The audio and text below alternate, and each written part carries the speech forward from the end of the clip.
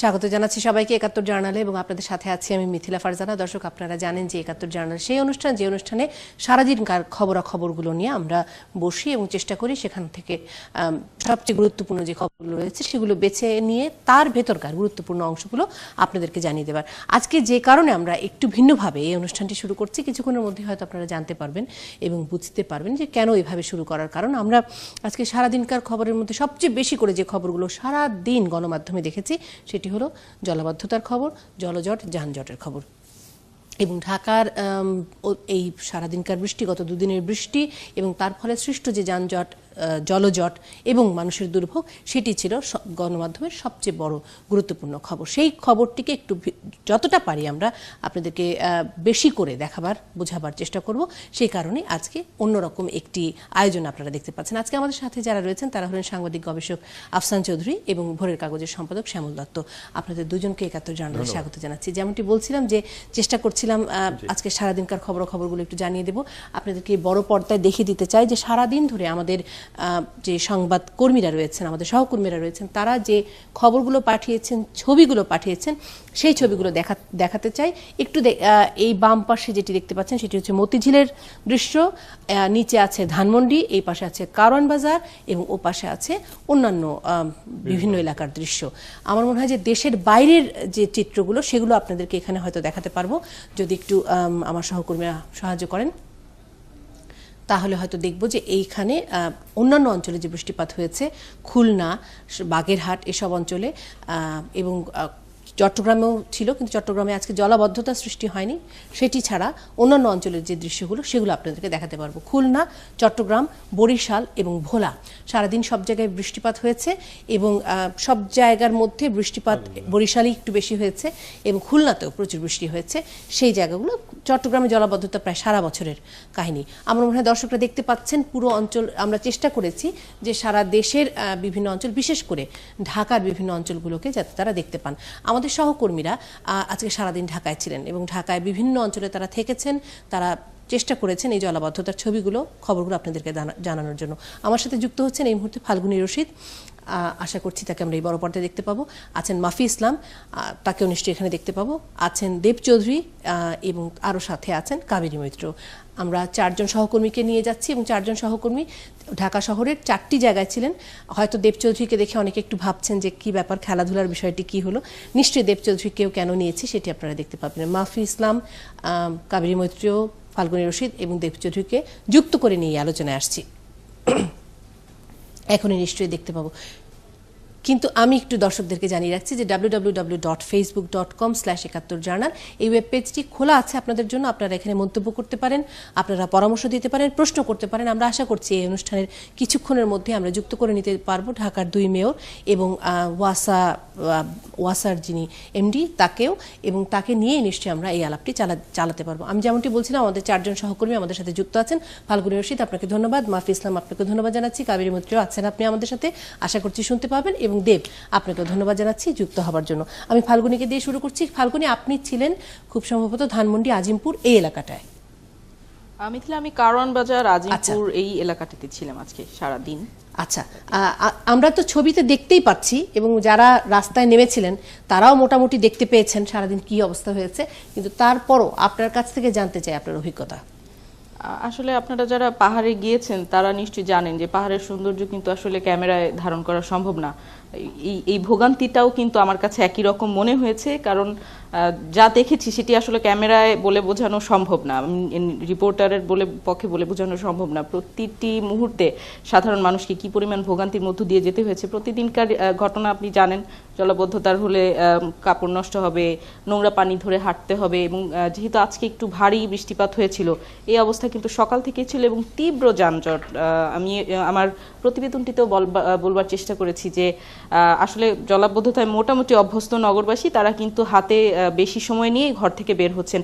তারপরও আজকে কেউই আসলে মানে 2-3 ঘন্টা দেরি না করে কোনো গন্তব্যে পৌঁছাতে পারেনি। অনেকে আবার অর্ধেক পথ গিয়ে ফিরে এসেছেন। এরকম মানুষের সাথেও কিন্তু আমাদের কথা হয়েছে।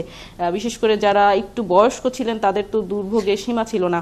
অ্যাম্বুলেন্স বলি বা যারা স্কুল কলেজগামী শিক্ষার্থী তাদের অনেকেরই স্কুল কলেজ ছুটি হয়ে গেছে, তাদের যে ফিরে যাবার পথে যে কষ্ট সেটি আসলে অবর্ণনীয়। এবং পাশাপাশি যেহেতু আপনি মেয়রকে যুক্ত করবেন, আরেকটি বিষয় নিশ্চয়ই জানবার চেষ্টা করবেন যে রাস্তায় তো হাঁটবার জায়গাও না, কিন্তু তারপরে ফুটপাত যেটি রয়েছে সেগুলো আসলে কেন ভাঙা, আমরা বহুবার প্রশ্ন করে উত্তর পাইনি। সেইখান দিয়ে হাঁটতে গিয়েও প্রচুর মানুষ হোঁচট খেয়েছেন, দুর্ঘটনায় কবলে পড়েছেন এবং আমরা আহত হতে দেখেছি। অনেকে খোলা ম্যানহোলে পড়ে গেছেন, সেখানে কোনো লোক ছিল না যে একটু সাবধান করে দিবে। খোলা ম্যানহোলে এই পানির মধ্যে পড়ে যাওয়া তো রীতিমতো ভয়ঙ্কর ঘটনা, সেটি আপনারা প্রত্যক্ষ করেছেন ফাল্গুনী। জি, এবং বিশেষ করে কারওয়ান বাজার এলাকাটি আপনি জানেন দিন মজুরদের আনাগোনা থাকে, যারা এই বৃষ্টি মাথায় নিয়েও আসলে দিনের কাজটি করছেন, তাদের কিন্তু দুর্ভোগের সীমা ছিল না। কারণ তারা সেই মাথায়, যখন আমরা একটি দৃশ্যতে দেখাবার চেষ্টা করেছি, মাথায় ভারী একটি বস্তা নিয়ে একজন ম্যানহোলে পড়ে যাচ্ছিলেন, দুজন রিকশাওয়ালা তাকে ধরে ফেললেন। কিন্তু যেই ভারী বস্তা এবং সেই লোকে নিজের ভার, তাকে মানে একসাথে ওই দুইজন রিকশাওয়ালার পক্ষে উঠানো সম্ভব ছিল না, সে কোনো রকম ঝুলেছিল। তারপর বেশ কয়েকজন, প্রায় 5-6 জন লোক মিলে তাকে টেনে তুলতে হলো। অর্থাৎ এই যে ভয়ঙ্কর বিষয়, এবং যে ম্যানহোলগুলি রয়েছে সেগুলো আসলে 15 ফিট দীর্ঘ বা আরও বেশি গভীর হতে পারে, যেগুলো আসলে ভয়াবহ আকার ধারণ করে এই বর্ষার মৌসুমগুলোতে। এবং এগুলো নিয়ে আসলে আমি জানি না সিটি কর্পোরেশন বলছে ওয়াসার কথা, ওয়াসা বলছে সিটি কর্পোরেশনের কথা, এরকম আসলে দোষারোপ মানুষ দেখতে চায় না। মানুষ আসলে দেখতে চায় জলাবদ্ধতাহীন একটি নগরী, মানুষ আসলে শান্তিতে একদম একেবারে নির্দিষ্ট সময়ে তাদের গন্তব্যস্থলে পৌঁছতে চায়। ফাল্গুনী, আপনি আছেন আমাদের সাথে। মাফি ইসলাম, আপনি ছিলেন ধানমন্ডি এলাকায়, আমি যদি ভুল না করে থাকি, এবং আপনি দক্ষিণের মেয়র সাইদ খোকনের সাথেও কথা বলেছেন, তিনি তখন ধানমন্ডি এলাকায় ছিলেন। মাফি, আপনি যে এলাকায় ছিলেন সেই অঞ্চলে প্রচুর স্কুল রয়েছে, এবং নিশ্চয়ই আপনি স্কুল ফেরতা বা স্কুলগামী ছেলে মেয়েদেরকে দেখেছেন, তাদের অভিভাবকদেরকে দেখেছেন। হ্যাঁ, মিথিলা ফারজানা, যেই এলাকাটির কথা বলেন, এই এলাকার কিন্তু আমি একজন স্থায়ী বাসিন্দা, যার কারণে আমার অভিজ্ঞতা হয়েছে যে দীর্ঘ প্রায় 25 থেকে 27 বছর ধরে বোঝার পর থেকে আমি দেখছি, গত 10, 12 বা 15 বছরের কথা যদি আমি বলি, এই এলাকাটিতে পানি জমে, একটু বৃষ্টি হলে পানি জমে, দেখা যায় যে কোনো সময় যুক্ত হতে পারেন ওদের সাথে। জি, যে কোনো সময় পানি জমে, একটু বৃষ্টি হলে পানি জমে, কিন্তু সেই পানিটা কিন্তু 3 থেকে 4 ঘন্টার মধ্যে কিন্তু নিষ্কাশন হয়ে যায় এবং জায়গাটি শুকনো হয়ে যায়। কিন্তু এবারের অভিজ্ঞতা কিন্তু সম্পূর্ণ ভিন্ন। এবার কিন্তু অন্যান্য বার যেটা হয় যে বেলা বাড়ার সাথে সাথে পানিটা চলে যায়, শুকিয়ে যায়, কিন্তু এবারের বিষয়টা যেটা আমি লক্ষ্য করলাম যে বেলা যত বাড়ছে পানির পরিমাণ তত বাড়ছে। একটা সময় প্রথম যখন আমি গেলাম সকালের দিকে, তখন দেখলাম যে ফুটপাথগুলো কিন্তু পানিতে তখনও ডুবে যায়নি, কিন্তু যখন 12টা বা 1টা বেজে গেল, ফুটপাতেও কিন্তু হাঁটার মতো অবস্থা ছিল না। আর আপনি একটি বিষয় বলছিলেন যে স্কুলের শিশুর বিষয়টি দেখা গিয়েছে যে সকালবেলা তো অতটা পানি ছিল না, অভিভাবক যারা আছেন তারা শিশুদেরকে স্কুলে নামিয়ে দিয়ে গিয়েছেন, কিন্তু যখন তাদেরকে স্কুল থেকে ফেরত নিতে আসলেন, দেখা গেল যে তাদেরকে কিন্তু রাস্তা দিয়ে হাঁটিয়ে নিয়ে যেতে পারছেন না, কারণ যেই পরিমাণ পানি সেটা কিন্তু কোমর পরিমাণ নয়। হ্যাঁ, দেখা যাচ্ছে বড় একটা বাস যাচ্ছে, সেটা ঢেউয়ে পানিটা কিন্তু ওই শিশুর যে আকার, সেই আকারকেও ছাড়িয়ে যাচ্ছে। তো এটা খুবই ভয়াবহ একটি বিষয়। এবং ফাল্গুনী রশিদের সাথে আরেকটি বিষয় আমি যুক্ত করতে চাই, যেটা আমার চোখে পড়েছে। সিটি কর্পোরেশনের লোকজন কিন্তু খুব বেশি একটি চোখে পড়েনি। সকাল 9টা থেকে 10টার মধ্যে তো নাই, 11টা থেকে 11:30টার মধ্যে কিছু লোকজন আসলেন, এসে মেন হলের ঢাকনাগুলো খুলে দিলেন এবং অরক্ষিতভাবে তারা ফেলে রেখে চলে যাচ্ছে। সেটা তো আরো ভয়ঙ্কর। ম্যানহোলের ঢাকনা যদি খোলা থাকে তাহলে তো সেখানে পড়ে যাওয়ার সম্ভাবনা। পাশেই ধানমন্ডি বয়েজ হাই স্কুল, শিশুরা সেখানে জাস্ট প্রভাতী শাখার স্কুল ছুটি হয়েছে এবং দুর্ঘটনা যে কোনো সময় ঘটার কিন্তু আশঙ্কা ছিল, যদিও সেটা ঘটেনি, একটি ভালো দিক। কিন্তু আমরা যারা এখানে সংবাদকর্মী ছিলাম তাদেরকে কিন্তু বলতে হয়েছে সিটি কর্পোরেশনের লোকজনকে, কেন অরক্ষিতভাবে আপনারা ফেলে যাচ্ছেন। এবং তারা কিন্তু নিজেরাই বলছিলেন যে এটা 15 ফিট গভীর, এখানে যদি কেউ পড়ে যায় একদম সোজা গিয়ে লেকে গিয়ে পড়বে, পানিতে বুড়িগঙ্গায় গিয়ে পড়বে, তারা কিন্তু বলছেন, কিন্তু তারা এটা ফেলে আবার চলে যাচ্ছেন। তাদের একটাই বিষয় মাথায় ছিল কিনা আমি জানি না, তাদের মধ্যে এক ধরনের তাড়াহুড়া কাজ করছিল, যেটা আমি দেখেছি যে মেয়র আসবেন 12:30 নাগাদ, মেয়র আসবেন। তো এই কাজগুলো মেয়রকে দেখানোর জন্য কিনা আমি জানি না, আমার বোধ আমি আসবো মাফি আপনার কাছে। আমি শুধু একটি ছোট্ট ফুটনোট আপনাদের অনুমতি নিয়ে দিতে চাচ্ছি। ফাল্গুনী, আপনি একদম বিব্রত হবেন না। আপনি আপনার সন্তানকে সাথে নিয়ে এসেছেন এবং মেয়েদেরকে ঠিক এভাবেই কাজ করতে হয় গণমাধ্যমে, এবং আমরাই যদি এই পরিবর্তনটি না আনতে পারি তাহলে আসলে এই পরিবর্তন আমরা আশা করতে পারি না। আপনি একদমই বিব্রত হবেন না। কাবেরী আছেন আমাদের সাথে, আপনি মতিঝিলে ছিলেন, এবং কাবেরী, আপনি আমাদেরকে যদি একটু জানান, মতিঝিল কমার্শিয়াল এরিয়া, বাণিজ্যিক এলাকা, একটু যদি জানান যে সেই কমার্শিয়াল এলাকাতে কেমন কাজকর্ম হলো আজকে। মিথিলা, আজকে কিন্তু পুরো মতিঝিলের চিত্রটাই কিন্তু অন্যরকম ছিল, যেটা একদমই বলা যায় শুকনো মতিঝিল আজকে পুরোই জলের একটি শহর বা জলের একটি জায়গা বলা যায়। মূলত জলজোট সেটা কিন্তু আমরা দেখেছি পল্টন থেকেই শুরু হয়ে গিয়েছিল এবং কোমর অবধি পর্যন্ত কিন্তু জল দেখেছি। মানুষের তিক্ত অভিজ্ঞতা আজকে প্রায় সকাল থেকেই শুরু, যানজট শুরু হয়েছে। আমি নিজেও নির্দিষ্ট গন্তব্যে যাব বলে, অ্যাসাইনমেন্টে যাব বলে, বাংলাদেশ ব্যাংকে যাব বলে বের হয়েছিলাম। তো সেখানে দেখেছিলাম যে মানুষ কি দুর্ভোগের সাথে গিয়েছে। আমি 10টায় অফিস থেকে রওনা দেওয়ার পরে কিন্তু প্রায় 12:30টার দিকে কিন্তু বাংলাদেশ ব্যাংকে পৌঁছতে পেরেছি, এবং বের হয়েও দেখি খুব একটা পরিস্থিতির উন্নতি হয়নি। কারণ হচ্ছে হয়তো মতিঝিল সোনালী ব্যাংকের আশপাশে কিছুটা জলটা বেলা বাড়ার সাথে সাথে কমেছিল, কিন্তু মূল যে এলাকা নটরডেম কলেজ, তারপরে হচ্ছে যেটা বলে দৈনিক বাংলার মোড়, বকচত্বর, সবগুলোতেই কিন্তু মোটামুটি আমরা দেখেছি যে হাঁটু পর্যন্ত জল, কোমর পর্যন্ত জল, এবং এমন একটা সময় যেখানে হচ্ছে এখানে ব্যাংকের লেনদেন, তারপর যে কমার্শিয়াল অন্যান্য অফিসগুলো রয়েছে, সেইগুলোতে আপনি কেমন লোক দেখলেন, বা সেই এলাকার আসলে কাজকর্ম কেমন ছিল? আফসান চৌধুরী কিছু যদি জানতে চান, ওদের কাছে নিশ্চয়ই আপনি জানতে পারবেন। হ্যাঁ কাবেরী।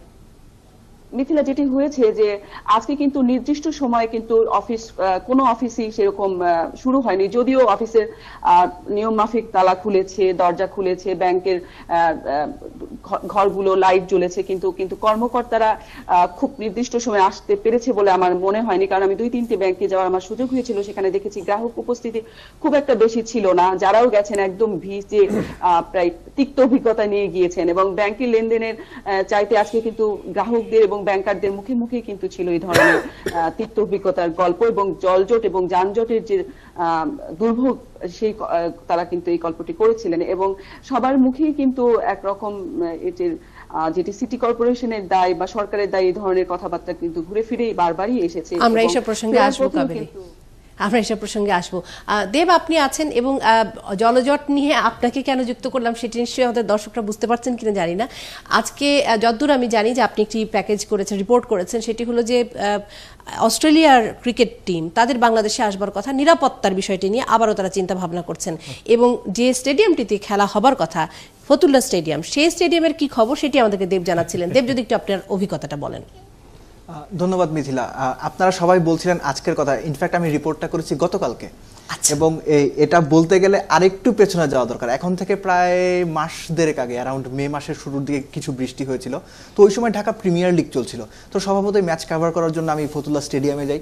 যখন গাড়ি নিয়ে ভেতরে ঢুকতে যাই তখন একটু অবাক হলাম ফতুল্লা স্টেডিয়ামটা দেখে। এবং ফতুল্লা স্টেডিয়ামটা যারা দেখেছেন তারা অবশ্যই জানেন যে মূল যে রাস্তাটা আছে আপনার খান সাহেব ওসমান আলী স্টেডিয়ামের সামনে, সেই মূল রাস্তা থেকে স্টেডিয়ামটা কম করে হলো আমার অনুমান 7 থেকে 10 ফুট নিচে। এবং যখন ভেতরে যাচ্ছিলাম তখন ওইখানে হাঁটু পর্যন্ত পানি ছিল, ম্যাচ ডিউ টাইমে স্টার্টস হয়নি। তারপরও মাঠের ভেতরে পানি জানি, বাট আউটার স্টেডিয়াম এবং বাইরের পুরো অংশটাই হাঁটু পানির নিচে ছিল। আলটিমেটলি ম্যাচ স্টার্ট হলো দেরিতে, এবং ওই সময় ওই দিনই বিসিবির প্রধান নির্বাহী নিজামুদ্দিন চৌধুরী, গ্রাউন্ডস কমিটির চেয়ারম্যান এবং বিসিবি ডিরেক্টর আপনার হানিফ ভুঁইয়া এবং বুয়েটের একজন ইঞ্জিনিয়ার, তারা ওই মাঠে গেলেন। মাঠে গিয়ে তাদের মূল উদ্দেশ্যটা ছিল যে মাঠটা পর্যবেক্ষণ করে দেখা যে পানিটা যেহেতু আসছে সেই পানিটা সরানোর ওয়েটা কি। পরে তারা গণমাধ্যমের সঙ্গে কথা বললেন, এবং সেই সময় খুব ইন্টারেস্টিং একটা ব্যাপার আমরা জানতে পারি যে মাঠটা যখন তৈরি করা হয়েছিল, মাঠটার প্ল্যানিং করেছিলেন জাতীয় ক্রীড়া পরিষদ বা এনএসসিতে যে সমস্ত ইঞ্জিনিয়ার আছেন তারা। এবং এতদিন পরে এসে তারা যখন সেই মাঠের পানি নিষ্কাশন ব্যবস্থা নিয়ে কাজ করতে চাচ্ছেন, সেটার প্ল্যান খুঁজে পাওয়া যাচ্ছে না। সেই প্ল্যান কোথায় আছে কেউ বলতে পারে না, প্ল্যান আদৌ কারো কাছে আছে কিনা সেটা সম্পর্কে কারো কোনো ধারণা নেই। তো আলটিমেটলি আমরা অনেক সময় বিসিবিকে দোষ বা ক্রিকেট বোর্ডকে দোষ দিয়ে থাকি যে তারা কেন মাঠটা রক্ষণাবেক্ষণ করছে না বা মাঠটার পানি সরানোর ব্যবস্থা করছে না। আলটিমেটলি বিসিবির এখানে কোনো দোষ নেই, তাদের আসলে কোনো কিছু করার সুযোগই নেই। পুরো স্থাপনাগুলো হচ্ছে বাংলাদেশ জাতীয় ক্রীড়া পরিষদ বা এনএসসি সম্পত্তি, তারাই এগুলো রক্ষণাবেক্ষণ করে, তাদের এগুলোর দেখভালের দায়িত্ব তাদের। এবং আলটিমেটলি যেটা হয়েছে, তারা সেই সময় বারবার বলছিল যে ওইখানে কাজ করতে গেলে আপনার স্থানীয় প্রশাসনের সহযোগিতা লাগবে, এনএসসির সহযোগিতা লাগবে, ওয়াসার সহযোগিতা লাগবে, সব মিলে ব্যুরোক্রেটিক যে ব্যাপারগুলো আমরা সবসময় দেখি যে নর্মালি যেটা হয় যে আমরা সাধারণ মানুষ যখন কোনো কাজ করতে যাই, কোনো অফিসে গেলে এই টেবিল থেকে ওই টেবিল, ওই টেবিল থেকে ওই দপ্তরে, আলটিমেটলি বিসিবিরও এই জিনিসগুলো ফেস করতে হচ্ছে। তখন সেক্ষেত্রে যদি সত্যি সত্যি এই মানে বাংলাদেশে এই খেলাটি মিথিলা, আমি আসছি ওইখানে জি, আসছি, হ্যাঁ, মানে এই যে আগের প্রেক্ষাপটটা আয়োজন বললাম, করতে হয় তাহলে কি অবস্থা হবে বিদেশিদের ধ্যান ধারণা? এটা আমি বলছি দেড় মাস আগের কথা। দেড় মাস আগের কথা। তো তখন শুনলাম যে বিসিবি অফিসিয়ালি মৌখিকভাবে অনেকবার জানিয়েছে এনএসসি কে, তারা অফিসিয়ালি রিটেন পেপার দিয়েছে যেটা এটা ঠিক করা হয়। এবং বিসিবি যেহেতু আপনি অবশ্যই জানেন বাংলাদেশের ফেডারেশনগুলোর মধ্যে সবচেয়ে ধনী ফেডারেশন, দ্যাট ইজ মানে খুবই স্বাভাবিক। এবং তারা বলেছে ফিনান্সিয়ালি যদি কোনো সাপোর্ট লাগে বিসিবি তাদের হেল্পটা করবে, কেননা বিসিবি চাইলেই সেটা করতে পারে না, স্থাপনাটা এনএসসির। দেড় মাস পর আমরা চ্যাম্পিয়ন্স ট্রফিতে ইংল্যান্ডে গেলাম, ইংল্যান্ড থেকে ব্যাক করলাম, ব্যাক করার পরে দৈনন্দিন কাজকর্ম করছি। যখন অস্ট্রেলিয়ার টিম বাংলাদেশে আসলো, অস্ট্রেলিয়া টিম মিনস অস্ট্রেলিয়ার সিকিউরিটি টিম, 5 জনের একটা সিকিউরিটি টিম এসেছে, তাদের ডে শিডিউলের গতকালকের প্রথম কাজটাই ছিল হচ্ছে ফতুল্লা স্টেডিয়াম পরিদর্শন করা। অস্ট্রেলিয়া টিম যদি বাংলাদেশে খেলতে আসে ওইখানেই 3 দিনের প্র্যাকটিস ম্যাচটা হবে।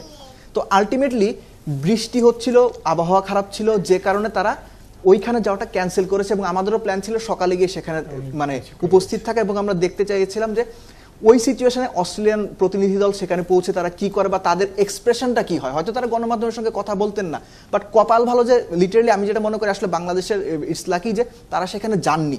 এবং আপনি চিন্তা করেন যে অস্ট্রেলিয়ানরা এমনিতেই নিরাপত্তার ব্যাপারে একটু বেশি খুঁতখুঁতে, তারা সব কিছু মানে পান থেকে চুন কষলে তারা কোনো কিছু মেনে নিতে পারে না, এটা অনেকদিন ধরে, স্পেশালি খেলাটা যখন বাংলাদেশের মতো একটা দেশের সঙ্গে।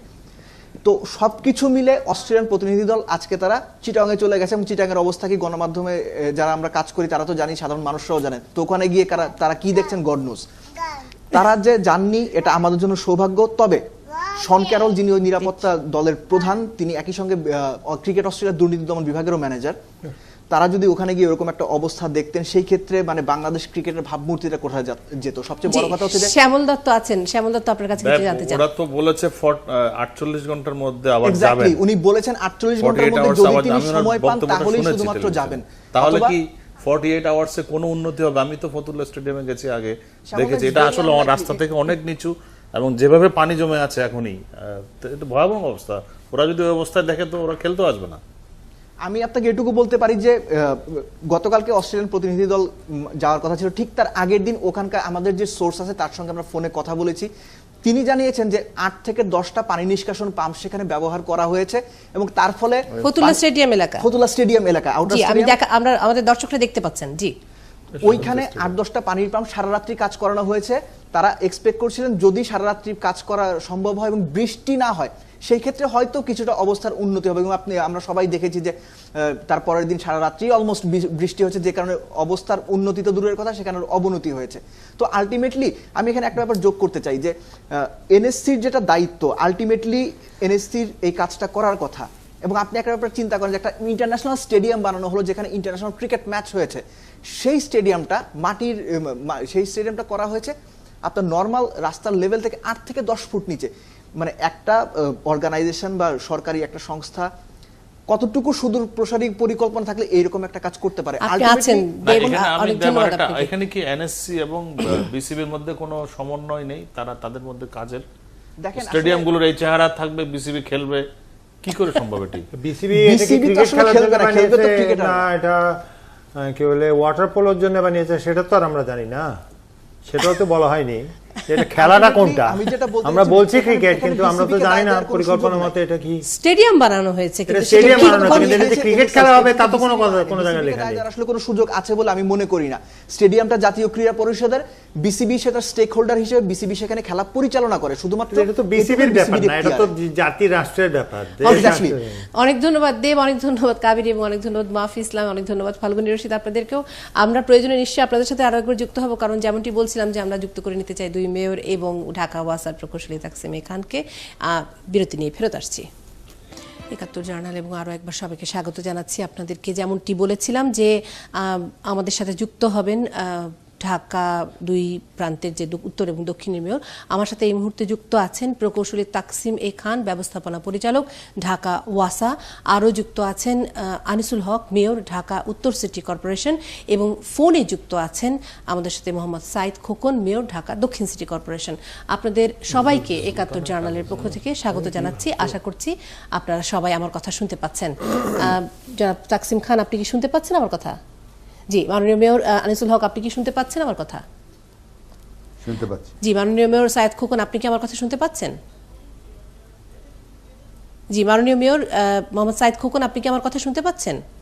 জি জি। অনেক ধন্যবাদ আপনাদের তিনজনকে আমাদেরকে সময় দেওয়ার জন্য এবং এত রাত্রে আমাদেরকে এতটা সময় দিতে সম্মত হওয়ার জন্য। আমার সঙ্গে আছেন শ্যামল দত্ত এবং আফসান চৌধুরী। আমরা এতক্ষণ শুনছিলাম ঢাকা শহরের বিভিন্ন এলাকার খবর। আমি আপনাদেরকে দিয়ে শুরু করতে চাই, যদি কাউকে কোনো প্রশ্ন থাকে আপনাদের। না শ্যামল দত্ত, ওনারাই বলুন। জি বলবেন? জি। না, আমি আনিস ভাইয়ের আমি লাইভ কারণ বাজারে দাঁড়িয়ে যে বক্তব্য দিচ্ছিলেন সেটা শুনেছি আমি। উনি বরং সাংবাদিকদের কাছে জিজ্ঞেস করছিলেন আসলে সমাধানটা কি করা যেতে পারে। বলছেন অফ ক্যামেরাটা বন্ধ করে তারপর কথা বলে চলেন। তো যাই হোক, এখন না, সেটা হচ্ছে যে আজকে আমরা যে না কি মানে আমাদের কাছে প্রশ্ন তো আমরাই উত্তর দেওয়ার জন্য বসছি, নিশ্চয়ই করবেন না। এখন বিষয়টা দাঁড়িয়েছে আজকে যে অভিজ্ঞতার মুখোমুখি হলো ঢাকাবাসী, হ্যাঁ এটা ঠিক, প্রবল বর্ষণ হয়েছে। এখন এর একটা কোনো সমাধান কি নাই আসলে? এর কোনো সমাধান আছে কিনা আসলে? যদি থাকে সেটা দেশের মানুষকে, ঢাকাবাসীকে একটু বলুন এবং তাদেরকে একটু আশ্বস্ত করুন। আমি একটু শুরু করছি। এই জায়গাটাই সমাধান, এইভাবে করলে এটার থেকে রেহাই পাওয়া যাবে। আমরা যতটুকু জানি বৃষ্টি আরো হবে বাংলাদেশে, ক্লাইমেট চেঞ্জ হচ্ছে, আরো প্রবল বর্ষণের মুখোমুখি হবো আমরা ভবিষ্যতে। কিন্তু কোনো আশার বাণী আছে কিনা যে আমরা এই বিষয়টা নিয়ে ভাবছি। আমরা জানি যে রাতারাতি সমাধান হবে না, এটাও ঠিক। আপনি বলছিলেন যে খালের উপরে ৫তলা বাড়ি উঠে গেছে, আপনার লাইভ এটা আমি শুনেছি। এখন এই বাড়িগুলো উঠে গেছে, এর জন্য আপনি দায়ী করতে পারেন না সরকারি আরেকটি সংস্থা রাজুক, তারা কি করেছে। কিন্তু এই দায়ী করাটার মধ্য দিয়ে তো সমাধান পাচ্ছি না। আমরা চাচ্ছি যে সমাধানটা কি হবে। আমরা একটা বিষয় আছে এখানে, বলেন আমাদের তাকসিম ভাই বলেন যে পৃথিবীর কোথাও ওয়াসার দায়িত্ব না, পানি পরিষ্কারের দায়িত্ব না, এটা পৃথিবীর কোথাও এরকম নাকি নাই। এখন যাই হোক, ওনাদের উপর দায়িত্বটি আছে। কিন্তু আমরা যেটি দেখি একেবারেই, একটু আনিস ভাই আপনাকে বলি, আমি যে এলাকায় আমার অফিস সেটি আপনার এলাকা, আমার বাসাটা আবার সাইদ খোকনের এলাকা। ড্রেনগুলো তো পরিষ্কার করা দরকার নিয়মিত, সে ড্রেনগুলো পরিষ্কার হচ্ছে না যথাসময়ে, এগুলো দিয়ে পানি নিষ্কাশনের কোনো ব্যবস্থা নাই। যে কারণে আপনি দেখবেন, একটা খেয়াল করবেন, আজকে কিন্তু দুপুরের পর বৃষ্টি থেমে গেছে, সন্ধ্যা পর্যন্ত কোনো বৃষ্টি নেই। কিন্তু এখনো যদি আপনি যান মালিবাগে, এখনো কিন্তু সমস্ত পানি থই করছে। আমি একটু তিনজনের কাছ থেকে সমাধানটা শুনি। মাননীয় মেয়র আনিসুল হক, আপনি শুরু করেছেন, যদি সমাধানের কথা আমরা একটু শুনতে পাই। প্রথমত আমি এটা বলতে চাই যে এখানে আমরা যে কজন আছি এর মধ্যে সবচেয়ে কম বোধহয় আমারই জানার কথা। তার কারণ আফসান ভাই বলেন, শ্যামল ভাই বলেন, বা আমাদের তাকসিম সাহেব বলেন, সবাই অনেক বছর থেকে এর সঙ্গে জড়িত, মানে এর সমস্যাটির সঙ্গে। কেউ আমাদের চেয়ে কম জানেন না। আমরা এটা সত্যি যে একজন আরেকজনকে চাইলে 50টি দোষ দিতে পারবো, বা নিজেকে 50টি আর্গুমেন্ট দিয়ে প্রটেক্ট করার চেষ্টা করতে পারবো, হোক বা না হোক। কিন্তু সমস্যাটা আসলে কি? আমি 4টি জায়গা 5টি জায়গা, আজকে না 8টি জায়গা ভিজিট করেছি। 1-2টি জায়গার উদাহরণ দেই। আপনি কাউরান বাজারের কথা বললেন। এই কাউরান বাজার যখন গেছি, আপনি শুনেছেন, আপনার লোকজনই শুনেছে, আশেপাশে যারা ইঞ্জিনিয়ার ছিলেন তারা বলছেন এই যে ফ্লাইওভারের র্যাম্পটা, এটা যদি ওপারে না দিয়ে এপারে দেওয়া হয়েছে, ড্রেনেজ সিস্টেম নষ্ট হয়ে গেছে। আমার অত জ্ঞান নেই এটা বোঝার মতো। আপনি আজকে কুরিলের কথা বলেন, এই কুরিল ফ্লাইওভারের নিচে রাজুকের 2টি পিট আজকে 2 বছর থেকে 4 বার মিটিং করেছি, গত বৃষ্টিতেও গেছি।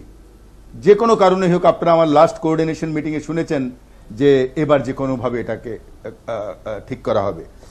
খিলক্ষেতের কথা বলেন, আপনি দেখেন এই যে এলিভেটেড এক্সপ্রেসওয়ে করার জন্য দুপাশে সরোবরের মতো পানি ছিল, বন্ধ হয়ে গেছে। খিলক্ষেতে গত সপ্তাহের বৃষ্টিতে বুক সমান পানি, এই সমস্ত এই সাইডের খালগুলো বন্ধ হয়ে যাওয়ায় স্পেশালি রিকোয়েস্ট করে এবং মাননীয় প্রধানমন্ত্রীর দফতরেরও সাহায্য নিয়ে আমরা আর্মির স্পেশাল হেল্প নিয়ে আমরা বুক সমান পানি মানে কেটে বের করেছি। আজকে সকালের কথা শুনেন, এই বনানী এলাকায় আমরা যে ড্রেনেজগুলো করেছি পানি ওঠেনি, আজকে যেদিকে পানি উঠেছে। আজকে ওখানে দাঁড়িয়ে আমাদের সঙ্গে শুধু ইন্ডিপেন্ডেন্টের টেলিভিশন ক্যামেরা সাংবাদিক ছিলেন আর সময়ের ছিলেন বোধহয়। কি দেখা গেল যে কন্ট্রাক্টর লেকে কাজ করছে সে একটা বাঁধ তুলেছে, হয়তো প্রয়োজনীয় কারণেই তুলেছে, তাকে এক পাশে নামে পানি কমাতে হবে বাড়াতে হবে। 2 ঘন্টায় সমস্ত এলাকা প্লাবিত হয়ে গেছে। আমার ইঞ্জিনিয়ারকে নিয়ে জোর করে আমরা কেটে দিয়েছি ওখানে, এক্সিকিউটিভ ইঞ্জিনিয়ার ছিল রাজু। না, কিন্তু মাননীয় মেয়র, এইটিতে আসলে সমন্বয়হীনতার কথা। এই সমন্বয়হীনতা থেকে বের হবার পথটি কি? মানে এই ধরনের সমস্যার কথা আমরা শুনি। আমাকে বলতে দেন, এটা আমার চেয়ে কেউ এখানে কম জানেন না। এই সমন্বয়হীনতা আজকে উনি বলছেন, কি বলে আমাদের ওয়াসার এমডি সাহেব, যে পৃথিবীর কোথাও ওয়াসা করে না, হয়তো করে না, কিন্তু আমি সেদিন আপনাদের দেখিয়েছি আমাদের কনস্টিটিউশনের কত নাম্বার ধারায় কে কি করবে। সুতরাং ওই স্টর্ম ড্রেনেজ করার দায়িত্ব মেয়রের না, মেয়র করতে পারে না চাইলে, যদিও জোর জবরদস্তি এখন আমরা যেখানে চাচ্ছি স্পেশাল এফোর্ট দিয়ে করছি গত 2 বছর থেকে, সেই জায়গাগুলোতে পানি ওঠেনি। ওনার পানি উনি কোথায় নেবেন? পানি তো কোথাও নিতে হবে, খালে নিতে হবে, নদীতে নিতে হবে। এটাই সত্যি যে সমস্ত 16-21টা খালের মধ্যে একটা খালও আপনি বের করতে পারবেন না যে খাল দিয়ে পানি আমরা নদীতে নিতে পারবো। তো ওই তাকসিন সাহেবকে গলা টিপে মেরে ফেললে কি করবেন উনি? আজকে খাল দখল করতে যান, পুলিশ আছে আমার কাছে, রায় লিখতে পারি আমি, শ্যামল সাহেবের সম্পাদকীয় আমি লিখতে পারবো? ওটা তো আমার রাইটে নেই। আমি 100 পুলিশ চেয়ে পুলিশ পাই না। আমরা 2 মেয়র, উল্টো দিকে বসে আছে আমার ভাই। সমস্ত শহরের শৃঙ্খলা অন্যরকম হয়ে যেত, কোনো ক্রিমিনাল না। আজকে আমি একটা জায়গা খালি করে এসেছি, কালকে ওই জায়গা দখল করে আবার আমাকে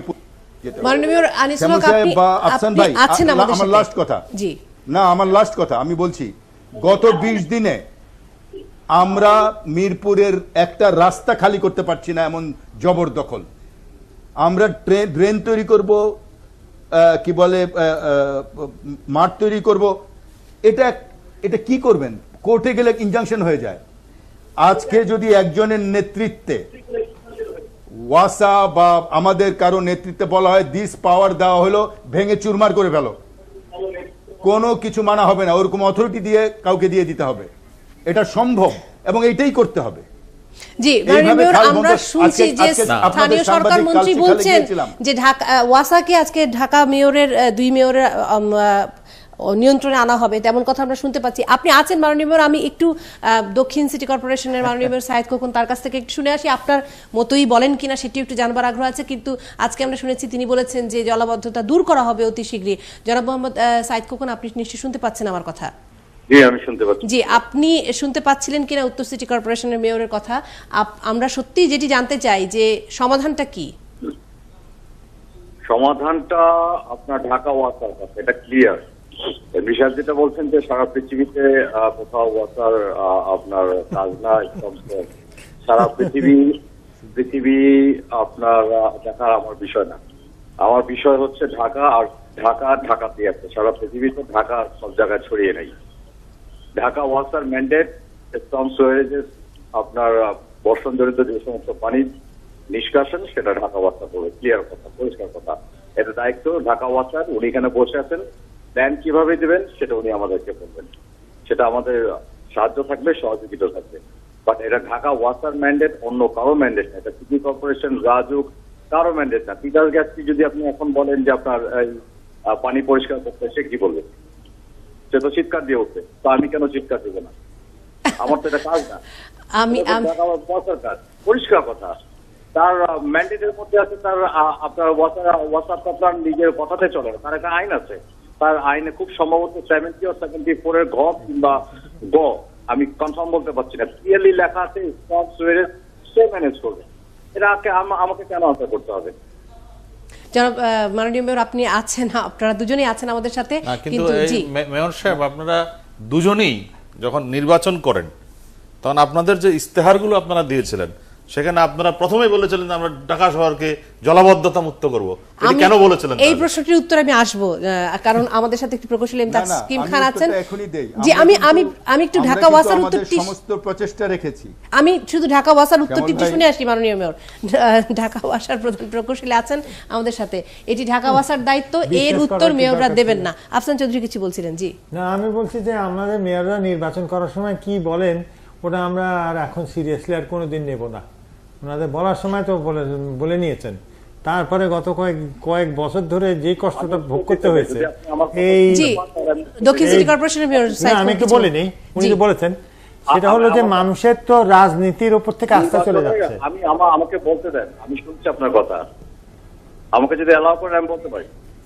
জি আফসান চৌধুরী বলছিলেন। জি মাননীয় মেয়র, যখন একটা শহরের আপনার 25 লক্ষ লোক ভোট দিয়ে তার মেয়রকে নির্বাচিত করবে, খুব স্বাভাবিকভাবে সেই শহরের সঙ্গে সংশ্লিষ্ট দপ্তর অধিদপ্তর তার নির্বাচিত প্রতিনিধির কথা শুনতে বাধ্য থাকবে। কিন্তু বাস্তবতাটা কোথায়? আজকে 2 বছর হয়ে গেছে, আমরা চিৎকার করে বলছি, ওয়াসাকে বলছি একটি হওয়ার জন্য, অনেকবার বলা হয়েছে, অন্যান্য সংস্থাকে বলা হয়েছে। আমরা সমন্বয় যখন মিটিং কল করি তখন সংস্থা অনেক প্রধান থাকেন না। তো বাস্তবতাটা বুঝতে হবে, ইলেকটেড প্রতিনিধি নির্বাচিত হবে, তার আওতায় অধিক্ষেত্র এলাকাতে যে সমস্ত সংস্থাগুলো থাকবে তাকে যদি কোনো পাত্তাই না দেয়, নিজের মতো করে চলতে থাকে, তুমিও কি করবে সেটা তো বুঝতে হবে। আমরা একটু শুনি যে ঢাকা ওয়াসার প্রধান প্রকৌশলী আছেন আমাদের সাথে। জি, ঢাকা ওয়াসারই দায়িত্ব, যদি এর একটু ব্যাখ্যা দেন আমাদের। আচ্ছা, ধন্যবাদ। With D respect to both the mayors, আমি প্রথমে বলি, আপনি যে কথাটা বলেছিলেন যে সমাধান কি, তো আসলে আমরা বহুবার, আমি বিভিন্ন সময় আপনাদেরকে বলেছি যে অবশ্যই একটা তো সমাধান এখনই আছে। আমাদের যে আর্টিফিশিয়াল ড্রেনেজ সিস্টেম সেটা ইন প্লেস, এবং সেটা আছে বলেই পানি তো বেরিয়েও যাচ্ছে। আমাদের তো ন্যাচারাল ড্রেনেজ নেই, আমরা সবাই জানি। কেন নেই এটা আর বলে লাভ নেই। তো আমরা এখন যেহেতু আমরা আর্টিফিশিয়াল ড্রেনেজ সিস্টেম, আমাদের পাম্পিং স্টেশনগুলো মোস্ট সফিস্টিকেটেড পাম্পিং স্টেশন আছে, আমরা পাম্প করে পানিকে বের করে দিচ্ছি। কিন্তু এখন এই মুহূর্তে যে ঘটনাটা ঘটেছিল সেটা হচ্ছে গত 3 দিন ক্রমাগত বৃষ্টি হয়েছে, শ্রাবণের বর্ষা, এবং এই বৃষ্টিতে সারা দিনের বৃষ্টিতেও কিন্তু 3 দিনে এতটুকু পানি জমেনি, এবং জমার কোনো কারণও ছিল না। কিন্তু যেই মুহূর্তে এই 3 দিন পরে যখন আমার সমস্ত পাইপ ড্রেনগুলো, যেগুলো এখন কিন্তু বৃষ্টির পানির একমাত্র আধার, আপনি তো জানেন যে ঢাকা শহরে বৃষ্টির পানিকে ধরে রাখার কোনো আধার নেই, অর্থাৎ যেটাকে আমরা বলি যে আপনার ওয়াটার রিটেনশন এরিয়াস কিচ্ছু নেই, না ডোবা, না জলাভূমি, না কোনো পুকুর, না কোনো নদী, না কোনো খাল, না কোনো লেক, বা আছে খাল কিছু আছে। তো কাজেই এই যে জলাধার যেটা 12% থাকার কথা, 2%ও নেই, তাহলে জলটাকে ধরে রাখবে কে? আধার তো নেই, তো আমার রাস্তাটি তো হচ্ছে আধার। তো এটা হলো বাস্তবতা। তো কাজেই এখন আমাদের করণীয়টা কি? এই বাস্তবতাটাকে স্বীকার করেই আমরা আর্টিফিশিয়াল অর্থাৎ ড্রেন আউট পাম্পিংয়ের মাধ্যমে করছি, এবং এটা কিন্তু সাকসেসফুলি হচ্ছে। কিন্তু বিপত্তিটা কখন হচ্ছে? যে এই যে এবার বিপত্তিটা হলো 3 দিনের ক্রমাগত বৃষ্টির পরে হঠাৎ করে আজকে ভোর 6টার থেকে দুপুর 12টা পর্যন্ত কোনো কোনো এলাকায় 57 মিলিমিটার, কোনো কোনো জায়গায় 60 মিলিমিটার, এবং কোনো কোনো জায়গায় 80 মিলিমিটার বৃষ্টি হয়েছে। কাজে এই বৃষ্টিটা আমাকে বার করার যে আমাদের মেকানিজম আছে সেই মেকানিজমে কুলোয়নি। তো তার থেকে আমাদের তাহলে করণীয়টা কি? আমরা আরো একটু শিক্ষা নিলাম কি যে আমাদের আরো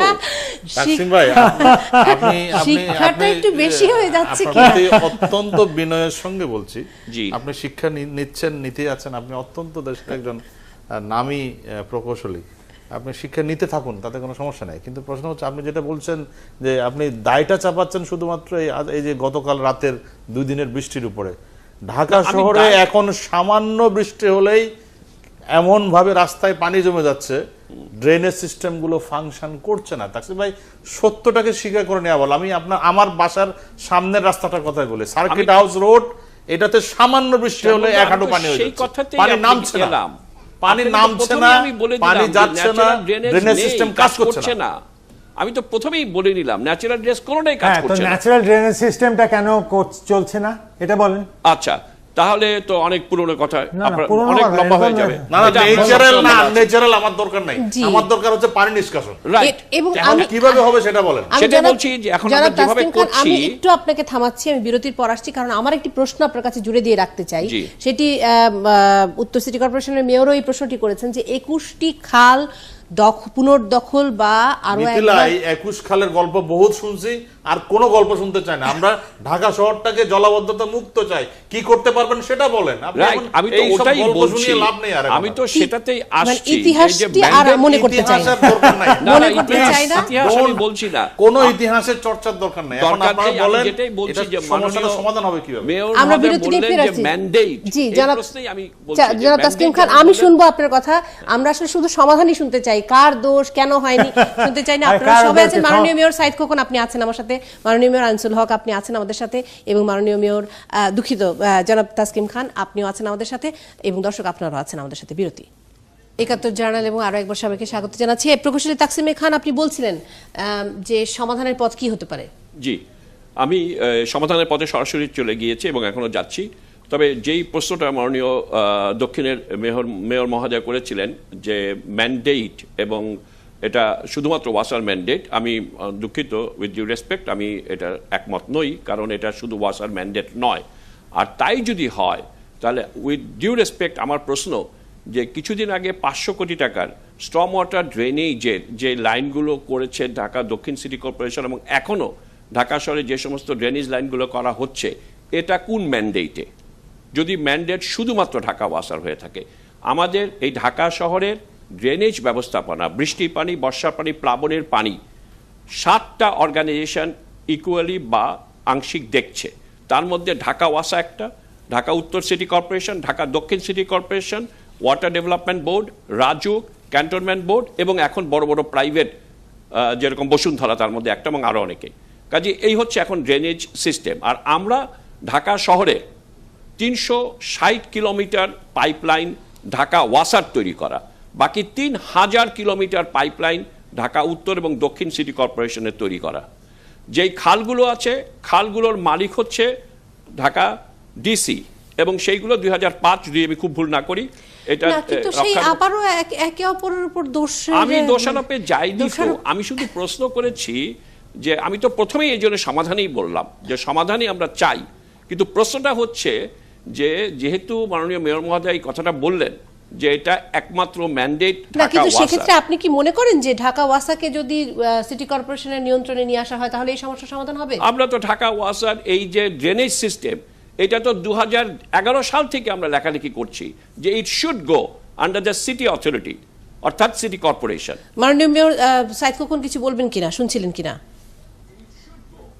মাননীয় মেয়র সাইদ খোকন, আপনি শুনতে পাচ্ছেন? আমি কথাগুলো শুনতে পাচ্ছি। জি, ঢাকা ওয়াসা থেকে যে সমস্ত আপনার ড্রেনেজ সিস্টেম গুলো আজকে হস্তান্তরের কথা হচ্ছে, সেগুলো আপনার ফাংশনাল পরে আমাদেরকে হস্তান্তর করতে হবে। এখন এই ক্লক হওয়া আপনার আপনার ড্রেনেজ সিস্টেম গুলো নিয়ে আমরা কি করব? আমাদের তো কিছু করার নেই। এমন অবস্থা সেখানে তো ওয়াসা আপনার রোবট দিয়েও সেটা ক্লিয়ার করতে পারেনি। আমরা সেটাকে নিয়ে কি করব?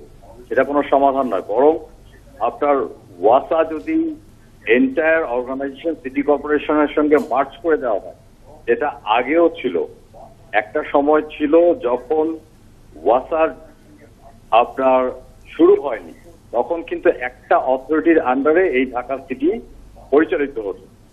দেখা যাবে যে এখন আমাদেরকে আবার ব্যাকে চলে যেতে হচ্ছে। যদি একটা অথরিটির আন্ডারে এই সমস্ত অর্গানাইজেশন গুলোকে নিয়ে আসা হয়, তাহলে একটা কোঅর্ডিনেটেড একটা যদি এফর্ট হয়, দেন আমাদের জন্য অনেক বেশি ইজি হয়ে যাবে। এখন এইভাবে আপনার রাজুক একটা করছে, ওয়াসা একটা করছে, আমরা সিটি কর্পোরেশন, জি, শ্যামল দত্ত কিছু জানতে চাচ্ছেন আপনার কাছে। এজেন্সি এখানে ইনভলভ। জি, শ্যামল দত্ত। খোকন ভাই, আপনি বলছিলেন একটু আগে যে এটা পুরোটাই ওয়াসার ম্যান্ডেট, তাহলে সিটি কর্পোরেশন যে স্টর্ম ওয়ার্সের কাজটা করছে, যেটা বললেন ওয়াসার এমডি সাহেব, সেটি তাহলে আপনারা কেন করছেন? দ্বিতীয় প্রশ্নটি একসাথে করে নিই একটু প্লিজ। বর্ষণজনিত পানি নিষ্কাশনের কোনো কাজ সিটি কর্পোরেশন করছে না। আমি আপনার কাছে একটু বলে নিই, এই যে এই বৃষ্টির পানি আর আপনার বাসা বাড়ি থেকে আপনার ব্যবহার করা যে পানি, দুটো ভিন্ন। বর্ষণ এখন এই দুই পানি কি দুই নালা দিয়ে যাবে? খোকন ভাই, আমরা কি এরকম এফোর্ড করতে পারি যে বাসার পানি একদিকে যাবে আর বৃষ্টির পানি বর্ষণের আরেকদিকে পানি। যাবে? আর দ্বিতীয় প্রশ্নটি আপনার কাছে একটু করি, সেটাও কথা এই সময়ে প্রচন্ড বর্ষার মধ্যে আপনি একটু শুনুন প্লিজ। কোনো ধরনের পানি খোকন ভাই একটু আমাদেরকে একটু প্রশ্ন করতে দেন না, আপনি তো শুনেন আগে। সেটি হচ্ছে এই প্রচন্ড বর্ষার মধ্যে আপনারা কেন এই মুহূর্তে সমস্ত ফুটপাত ভেঙে এই কাজটি করছেন, যখন এই প্রচন্ড আপনি পুরো আপনার এই যে ভিআইপি রোড, যেটি আপনার এই সোনারগাঁ হোটেলের সামনে দিয়ে আপ টু শেরাটনের সামনে দিয়ে পুরো ফুটপাতটি কাটা, মানুষ কোথায় যাবে বলেন? এখন ফুটপাত নাই, সংযোগ বিচ্ছিন্ন হয়েছে। মাননীয় মেয়র জনাব আনিসুল হক, আপনি শুনতে পাচ্ছেন নিশ্চয়ই, আপনার বক্তব্যটি আমার নিয়ে একটা নিতে চাই। জিজ্ঞেস জি করা ছিল। আফসান ওয়াসাকে, আপনারা তো আমরা এখানে যখন আসি, আমরা সাংবাদিকদের তখন সরকারি কর্মকর্তা রাজনীতিবিদদের জিজ্ঞাসা করি, তারা একটা কথা বলেন যে আমাদের প্রধানমন্ত্রীর কাছে আমাদের এটা নির্দেশ নিতে হবে। তা আপনারা কি প্রধানমন্ত্রীর কাছে এই ব্যাপারে কোনো আদেশ চেয়েছেন? তাকে কি জানিয়েছেন যে আপনারা এত সবাই মিলেও সমস্যাগুলো সমাধান করতে পারছেন না বছরের পর বছর ধরে? জানিয়েছেন আপনারা? আপনাদের কি কোনো মন্ত্রণালয় আছে? মন্ত্রী মহোদয় আছেন, মানে লোকাল গভর্নমেন্ট। তো তাহলে আপনারা তো আমাদের মেয়র যারা, তারা তো মোটামুটি একই মন্ত্রণালয়ের বোধহয় অধীনে বা ঘনিষ্ঠ। তাহলে আপনারা সবাই মিলে একদিন প্রধানমন্ত্রীর কাছে যান না কেন, গিয়ে বলেন দেখেন আমরা বছরের পর বছর ধরে কোনো সমস্যার সমাধান করতে পারি না, ওকে দোষ দিই, তো আপনি বরং আমাদের একটা সমাধান করে দেন। মানে আমাদের সবাই যদি এক বরগুনার ইউএনও কে ধরার পরে প্রধানমন্ত্রীকে যে করতে হয়, তো আমার মনে হয় ঢাকা শহরের এই পানি, চিকুনগুনিয়া এই সমস্যার জন্য তো প্রধানমন্ত্রীর কাছে যাওয়া উচিত আপনাদের যাওয়ার অধিকারও তো আছে। মাননীয় মেয়র জনাব আনিসুল হক। আফসান ভাই, আপনার জায়গায় হলে, হ্যাঁ নিশ্চয়ই আছে, নিশ্চয়ই আছে আফসান ভাই। আপনি তো এটা আমাদের কাছে আপনারা জানতে চাইবেনই। আপনি একটি প্রশ্ন করেছেন যে যদি ম্যান্ডেট না থাকে তাহলেও কেন আমরা বড় পাইপ করছি। আমি করছি, কিন্তু আসলে আমি করছি কারণ আই এম সামহাউ কমিটেড যে আমাকে একটা জায়গায় উপস্থিত হতেই হবে। আমি এই এলাকাতে যতটুকু প্রয়োজন তার চেয়ে একটু বড় পাইপ লাগিয়েছি, এবং আমার গুলশান বনানী বাড়িধারায় আজকের এটি ছাড়া ঘটেনি, ভবিষ্যতে ঘটবে কিনা আমি জানি না। আপনারা সলিউশন কথা বলছেন, গত 40 বছরের প্রবলেম 2 বছরে সলিউশন হয়ে যাবে? এই ওয়াসার এমডি সাহেবই আমার সঙ্গে রাস্তায় হেঁটে দুটো খাল, সাংবাদিক খাল এবং কালশি খাল পরিষ্কার করেছেন আজকে থেকে 8 মাস আগে। আজকে যে আপনাদের ইন্ডিপেন্ডেন্ট ছিল ভর্তি, সব ভর্তি। প্রগতি সরণিতে আমি গত 6 মাস বা 8 মাসে, মানে সম্ভব না এরকম ভাবে পরিষ্কার করেছি ড্রেন, এখন ভর্তি। সমস্ত মিরপুরের দুই পাশের বাড়ির মাঝখানের ময়লা, এই কোপারেশনটা তো মেয়র তো তার একটা, আজকে আমার 2400 টনের শক্তি আছে নেওয়ার, 3600 টন নিচ্ছি প্রত্যেক দিন। এটা তো আজকে আপনি বলছেন সলিউশন কি? এই এলিভেটেড এক্সপ্রেস কেন এই বন্ধ করে দিল? ওটা ফিরিয়ে দেন, ওই জায়গাটা এলিভেটেড এক্সপ্রেস বন্ধ করেছে, এই যে কুড়িলের পাশে, ফিরিয়ে দেওয়া, এই কুড়িলের পাশে রাজুকের দুটো পিট কাজ করছে না। আমাদের যদি থাকতো, এটাই হলো কথা যে আমাদের, আপনারা একটা ডেভেলপমেন্ট কাজ চলছে। এই যে আপনি আজকে প্রগতি সরণিতে যান না, মিরপুর সরণিতে না, আপনি বলবেন, আমি তো নিশ্চয়ই জানি যে আপনি যেটা বলবেন, ওই সরণিতে কি হচ্ছে, এমন ভাবে গত 30 বছর থেকে ইউটিলিটি করা হয়েছে, এখন ইউটিলিটি সরাতে যে রাস্তা নষ্ট হয়ে যাচ্ছে। তো কি আপনি এলিভেটেড এক্সপ্রেস করবেন না, না ইউটিলিটি সরাবেন না? আপনি আজকে এলিভেটেড এক্সপ্রেস করতে আপনাকে বন্ধ করে সারাদিন লাগবে। সবাই আমরা স্বীকার করি যে সারা বছর লাগবে। গুলশান বনানী বাড়িধারার চেহারা পাল্টে গেছে। এখন আপনি গুলশান বনানী বাড়িধারাকে প্রায়োরিটি দিয়েছেন, খুব ভালো কথা। এখানে খুব বড় লোকরা থাকেন, ধনাঢ্য ব্যক্তিরা থাকেন, গুরুত্বপূর্ণ ব্যক্তিরা থাকেন, কিন্তু আপনি শুধু গুলশান বনানী বাড়িধারার মেয়র না, আপনি মেরাদ্দের মেয়র, আপনি বনশ্রীর মেয়র, আপনি রামপুরার মেয়র, আপনি মালিবাগের মেয়র, আপনি আপনার কারণ বাজারের মেয়র, আপনি মিরপুরের মেয়র। এই এলাকাগুলোতে আপনি অবর্ণনীয় কষ্ট মানুষের। আপনি গুলশান বনানীকে খুব সুন্দর করুন, তাতে কারো কোনো আপত্তি নাই। শ্যামলদা, আপনাকে আমাকে শুনতে হবে, এটা আমাদেরকে আপনাকে শুনতে হবে, আপনার শুনে তারপর আপনার জায়গায় বসলে আমি এটাই বলবো, কিন্তু গভর্নমেন্টের প্রসেসটা শুনেন একটু। গভর্নমেন্ট একসঙ্গে সারা শহরের জন্য টাকা দেয় না, আমরা জন্য টাকা দিয়েছে, মেরাদ্দের জন্য টাকা দেয় না। কি করব আমরা তাহলে? না না, আমরা না না না, আমার কথা শুনেন শ্যামলদা, কথাটা শোনেন। আপনি আমাকে প্রশ্ন করেছেন, কথাটা শোনেন। প্রশ্ন করেছেন, কথাটা শোনেন। সারা শহরে একসঙ্গে আপনি কাজ করতে পারবেন না। ডিপিপি তৈরি হয় এক একটা এলাকা নিয়ে, কোন ডিপিপি আগে আসে, কোন ডিপিপি পরে আসে। আজকে ওয়াসার সঙ্গে আমার কাজের সমন্বয় অথবা পিজিসিপির সঙ্গে নাই কেন? ওয়াসা আজকে টাকা পায় ওয়ার্ল্ড ব্যাংকের, আমি কালকে টাকা পাই বাংলাদেশ গভর্নমেন্টের, অমুক এডিবির টাকা পায় তারপরের দিন। আর এই যে বলছেন যে ওই এলাকার অ্যালোকেশনটা আগে হয়েছে, কাজ আগে ধরেছি। আজকে মিরপুরে কাজ করতে যাচ্ছি, গত 2 মাস কাজ করতে পারছি না শুধু দখলের জন্য। কালকে আপনি পাঠিয়ে দেখেন, আমার মনে মারামারি হয় যে হচ্ছে এই বিহারীদের আলাপ সঙ্গে। দীর্ঘ হতে হবে আমাদের এই আলাপ তো শেষ করা যাবে না। জি, আমি মাননীয় মেয়র আমার অনেক কেউই এক ধন্যবাদ। এলাকার মেয়র না। আমাদের সমস্যার এক সমাধান এলাকায়- প্রধানমন্ত্রীর কাছে। মাননীয় মেয়র অনেক হ্যাঁ, ধন্যবাদ সমস্যার আপনাকে, সমাধান জনাব আছে। তাকসিম খান না, আপনাকে অনেক ধন্যবাদ, না, না। মাননীয় মেয়র সাইদ খোকন আপনাকে অনেক ধন্যবাদ। আমার একটা বিরতির সময় হয়েছে, আমি একটি বিরতি নিয়ে অন্যান্য আলোচনায় যেতে চাই, কারণ আমি যুক্ত করে নিতে চাই বাসা থেকে অধ্যাপক ডক্টর শফিউল আলম ভূঁইয়া, শিক্ষক, ঢাকা বিশ্ববিদ্যালয়, তাকে এবং আরও ফেসবুক কলিংয়ে যুক্ত করে নিতে চাই অধ্যাপক গোলাম রব্বানীকে, শিক্ষক, ঢাকা বিশ্ববিদ্যালয়। দুজনেই আমাদের সাথে যুক্ত হবেন। বিরতির পর সিনেটের যে অধিবেশন সেটি 29 জুলাই অনুষ্ঠিত হতে যাচ্ছে, কি বিষয় ছিল সেটি নিয়ে জানতে চাই বিরতির পর। 71 জার্নাল এবং আমাদের সাথে আছেন প্রফেসর গোলাম রব্বানী, শিক্ষক, ঢাকা বিশ্ববিদ্যালয়, এবং আরও আছেন অধ্যাপক ডক্টর শফিউল আলম ভূঁইয়া, শিক্ষক, ঢাকা বিশ্ববিদ্যালয়। প্রফেসর গোলাম রব্বানী, আপনি কি আমার কথা শুনতে পাচ্ছেন? আমি একটু জানিয়ে রাখি যে কি বিষয়ে আমরা কথা বলতে চাচ্ছি। প্রফেসর গোলাম রব্বানী সহ 15 জন ঢাকা বিশ্ববিদ্যালয়ের শিক্ষক আছেন, 13 জন বাকি আরো 2 জন আছেন। তারা একটি রিট আবেদন করেছিলেন যে সিনেটের যে অধিবেশন অনুষ্ঠিত হবার কথা রয়েছে সেই অধিবেশনটিতে প্রতিনিধিত্ব যারা করছেন তাদের সঠিক প্রতিনিধিত্বটি করা হচ্ছে না বিভিন্ন কারণে, সেটি নিশ্চয়ই বলবেন প্রফেসর গোলাম রব্বানী আমাদেরকে, এবং সেই মর্মে তারা একটি রিট আবেদন করেছিলেন। আজকে শোনা যাচ্ছে যে সেই রিট আবেদনটি স্থগিত করা হয়েছে, খারিজ হয়ে গেছে, এবং 29 জুলাই, আগামী 29 জুলাই সিনেটের এই অধিবেশনটি 29 জুলাই মানে পরশু জি অনুষ্ঠিত হতে যাচ্ছে, এবং এতে ভিসি প্যানেল নিয়ে আলোচনা হবার কথা রয়েছে। আমরা প্রফেসর গোলাম রব্বানীকে ফোনে যুক্ত করতে পেরেছি, আশা করছি তিনি আমার কথা শুনতে পাচ্ছেন। প্রফেসর গোলাম রব্বানী, আমি মিথিলা ফারজানা আপনাকে স্বাগত জানাচ্ছি। জি, আপনাকে ধন্যবাদ মিথিলা। জি, প্রফেসর গোলাম রব্বানী, কি কারণে আপনারা এই রিটটি দায়ের করেছিলেন? আপনি যদি টেলিভিশনের ভলিউমটি বন্ধ করে দেন তাহলে কথাটি বলতে সুবিধা হবে। হ্যাঁ, আমি কমিয়ে দিচ্ছি, আর আমি আপনার সাথে ফেসবুকে কানেক্ট হতে চেষ্টা করছি। যে আপনার প্রশ্নের আপনাকে ধন্যবাদ। তো আমরা ঢাকা বিশ্ববিদ্যালয়ের 12 জন শিক্ষক এবং 3 জন রেজিস্টার্ড গ্রাজুয়েট এটি একটি রিট পিটিশন করেছিলাম। আমাদের মূল লক্ষ্য ছিল যে ঢাকা বিশ্ববিদ্যালয়ের সিনেটে বলার আগে আমি একটু বলতে চাই আপনাকে যে 1973 মুক্তিযুদ্ধের অর্জনের ভেতর দিয়ে যে বিশাল ত্যাগ এবং বঙ্গবন্ধুর নেতৃত্বে যে আমরা বাংলাদেশ পেয়েছি, ঢাকা বিশ্ববিদ্যালয়ের একটি অবদান এবং বঙ্গবন্ধুর সবচেয়ে বড় উপহার ছিল ঢাকা বিশ্ববিদ্যালয়ের 1973 অধ্যাদেশ। যে অধ্যাদেশের মূল স্পিরিট ছিল গণতান্ত্রিক মূল্যবোধ, মুক্ত বুদ্ধির চর্চা এবং সাহিত্য শাসনের একটি প্র্যাকটিস ঢাকা বিশ্ববিদ্যালয় হবে, এবং বিশ্ববিদ্যালয়ে একটি ডেফিনেশন দেওয়া হয়েছে যে বিশ্ববিদ্যালয় কনস্টিটিউট কিভাবে হবে। সেই 73 5টি কর্তৃপক্ষকে এখানে চিহ্নিত করা হয়েছে।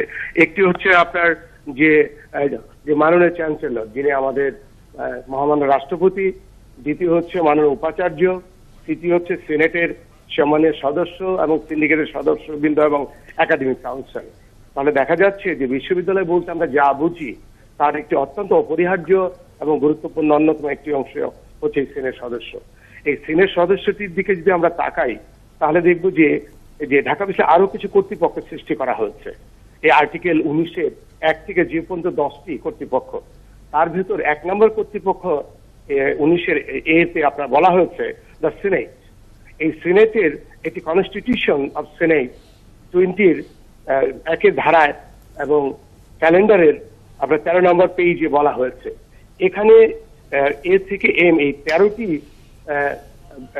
বিষয়কে সিনেটে সংযুক্ত করা হয়েছে, যেখানে সিনেটের গঠনে আছেন এ থেকে সি পর্যন্ত ঢাকা বিশ্বের কর্তৃপক্ষীয় মাননীয় উপাচার্য থেকে ট্রেজারার মহোদয়, আর ডিতে আছেন 5 জন government official nominated by government, আর থাকবেন মাননীয় 4 জন এমপি, 5 জন এমপি মহোদয়, স্পিকার মহোদয় তাদেরকে নির্বাচিত করবেন, এবং ডিস্টিংগুইশ একাডেমিশিয়ান আপনার তাদেরকে আপনার করবেন আমাদের মহামান্য রাষ্ট্রপতি বা চ্যান্সেলর।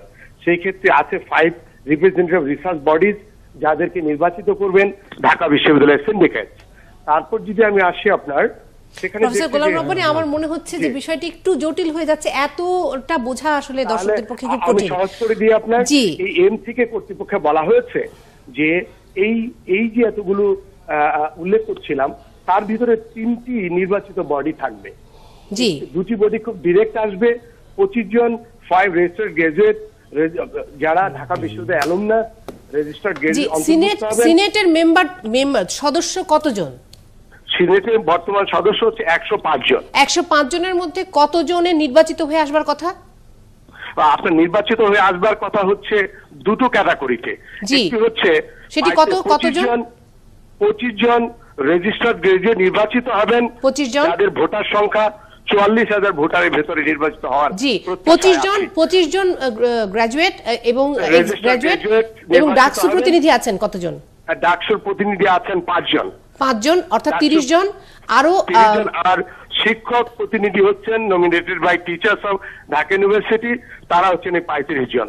তো আমরা 35 জন। একটি জিনিস খেয়াল করছি যে ঢাকা বিশ্ববিদ্যালয়ের সিনেটের কনসেপ্টটাই এখানে সংগঠিত হচ্ছে না। তার মানে আমি একটু যদি সহজ করে বোঝবার চেষ্টা করি প্রফেসর গোলাম রব্বানী, তার মানে সিনেটের 105 জন যে সদস্য রয়েছেন তার মধ্যে এই 35 জন যারা শিক্ষক প্রতিনিধি মূলত তারাই এখন পর্যন্ত আছেন, বাকি যে নির্বাচিত প্রতিনিধি তারা আসলে বেশিরভাগই নেই, তাই তো? নেই, বেশিরভাগ না, নির্বাচিত শিক্ষক ছাড়া কোনো প্রতিনিধি নেই। জি। যারা আছেন মনোনয়ন ক্যাটাগরিতে এই জি। 105 জনের ভেতর আপনার একজন উদ্যোগ করেছে, সেখানে ছিল 104 জন। 4 জনকে কেন্দ্র করে বর্তমান যদি ঢাকা বিশ্ববিদ্যালয়ের আমরা ডায়েরি দেখতে পাই, যেটি জানুয়ারিতে এবছরে প্রকাশিত হয়েছে, সেখানে 54 থেকে 50 জন নিয়ে বর্তমান সিনেট হয়তো আছে, যার 35 জন হচ্ছে নির্বাচিত, আর যারা বাইরে আছে তাদের সংখ্যা 50। তাহলে আমরা দেখতে পাচ্ছি 85 যে এই যে একটি 50 সিনেটের যে একটা টোটাল গণতান্ত্রিক ক্যারেক্টার এবং জি সবচেয়ে জি important প্রফেসর যেটা গোলাম হচ্ছে রব্বানী, যে- প্রফেসর গোলাম রব্বানী, আমার মনে হয় যে জটিলভাবে বোঝাটা একটু কঠিন। 105 জনের মধ্যে 50 জন আছেন যারা আসলে বাইরে আছেন, আর 54 থেকে 55 জন রয়েছেন যারা 55 সিনেটের জন মধ্যে আছেন। উপস্থিত আছেন। যদি এই এর মধ্যে তথ্যগুলো ঠিক 35 হয়ে জনই থাকে। হচ্ছেন নির্বাচিত শিক্ষক। হ্যাঁ। ঠিক বলছি আমি প্রফেসর গোলাম রব্বানী? হ্যাঁ, 35 জি, জন শিক্ষক। এবং আপনারা বলছেন এটি সঠিক প্রতিনিধিত্ব হচ্ছে না, এবং না, গণতন্ত্রের সেটা যে সঠিক প্রতিনিধিত্ব নয়। প্রশ্নটা হলো সিনেট 3 বছরের জন্য নির্বাচিত হবেন। আমি নিজেও 2 ক্যাটাগরিতে সিনেটে ছিলাম, সিনেটের শিক্ষক ক্যাটাগরিও শেষ হয়ে গেছে, রেজিস্টার্ড গ্রাজুয়েট ক্যাটাগরিও শেষ হয়ে গেছে। যদি ধারাতে দেখতে যাই, অর্ডারে রেজিস্টার্ড গ্রাজুয়েট প্রতিনিধিদের নির্বাচনটি না করে শুধু শিক্ষকদের নির্বাচনটি করেই এই যে জি বর্তমানে প্রফেসর যে রব্বানী, আমার মনে হয় ঘটেছে, বিষয়টি বোঝা গেছে যে সিনেটের যে শিক্ষক প্রতিনিধি গ্রাজুয়েট প্রতিনিধি আছে তাদের কোনো নির্বাচন কেন অনুষ্ঠিত করা হচ্ছে না, এবং এই প্রতিনিধিত্ব নিশ্চিত না করে কেন সিনেট অধিবেশন করা হচ্ছে, এই তো আপনাদের আপত্তির জায়গাটি প্রফেসর রব্বানী? জি। কনস্টিটিউশনটা ঠিক হচ্ছে না। জি জি সেজন্য ডক্টর আমরা শফিল আলম ভূঁইয়া আছেন আদালতের আমাদের কাছে- সাথে, আশা করছি ডক্টর শফিল আলম ভূঁইয়া এই ব্যাপারে আমাকে আরেকটু বেশি করে জানাতে পারবেন। আপনি ডক্টর শফিল আলম ভূঁইয়া, আপনি নিশ্চয়ই শুনছিলেন তখন প্রফেসর গোলাম রব্বানী বলছিলেন যে তাদের আপত্তির জায়গাটি কোথায়, এই বিষয়টির কোনো ব্যাখ্যা আপনার কাছে আছে কিনা? না, যেমন এই প্রফেসর আলম। বিষয়টি উনি যেটি বলছিলেন যে সিনেটের সদস্য সংখ্যা হচ্ছে 105 জন, এই মুহূর্তে সদস্য সংখ্যা আছেন 55 জন। ঢাকা বিশ্ববিদ্যালয়ের সিনেট যে আইনে ছিলেন যে সিনেটের সদস্য সংখ্যা হচ্ছে 105 জন, এই মুহূর্তে সদস্য সংখ্যা আছেন 55 জন। ঢাকা বিশ্ববিদ্যালয়ের সিনেট যে আইনে পরিচালিত হয় সেটিকে বলা হয় ঢাকা বিশ্ববিদ্যালয় অর্ডার 1973। 1973 সালের ঢাকা বিশ্ববিদ্যালয় অর্ডার অনুসারে সিনেট কখনোই সম্পূর্ণভাবে কনস্টিটিউটেড হতে পারে না, কারণ কখনোই আপনি একসাথে 105 জন মেম্বারকে পাবেন না। কেন পাবেন না? কারণ এক একজন ক্যাটাগরির মেম্বার এক একবার নির্বাচিত হয়। যেমন ধরেন শিক্ষক প্রতিনিধিরা 3 বছরের জন্য নির্বাচিত হন, রেজিস্টার্ড গ্রাজুয়েটরা 3 বছরের জন্য হন, কিন্তু স্টুডেন্টরা 1 বছরের জন্য হন। তো আর অন্যান্য ক্যাটাগরিতে নির্বাচন হয় না। এটার গঠনটা অনেকটা আমেরিকান সিনেটের মতো। আমেরিকান সিনেট যেমন কখনো ডিজলভ হয় না, ঢাকা বিশ্ববিদ্যালয়ের সিনেটও কখনো ডিজলভ হয় না, এটা কন্টিনিউয়াসলি চলতে থাকে। তো যদি কোরাম হয়, যেমন সিনেটের কোরাম প্রফেসর হয় শফিল আলম ভূঁইয়া, যে প্রসঙ্গটি প্রফেসর গোলাম রব্বানী বলবার চেষ্টা করছিলেন যে এই যারা ওই যে গ্র্যাজুয়েট রয়েছেন সেই গ্র্যাজুয়েটদের নির্বাচনটা না করে এই অধিবেশনটি করার কি কারণ, এবং 27 বছর ধরে তো ডাকসুরও কোনো নির্বাচন হয় না, ফলে ওই 5 জন প্রতিনিধিও অনুপস্থিত। সেক্ষেত্রে এই নির্বাচনটি আগে না করে কেন সিনেটের অধিবেশনটি করতে হবে? আমি বলছি যে না না, যেমন কোন সিনেটের কোন সভা আহ্বান করার ক্ষেত্রে কোনো পূর্ব শর্ত নাই যে রেজিস্টার্ড গ্রাজুয়েট নির্বাচন করতে হবে, এমন কোনো বিধিবিধান ঢাকা বিশ্ববিদ্যালয়ের অর্ডারে নাই।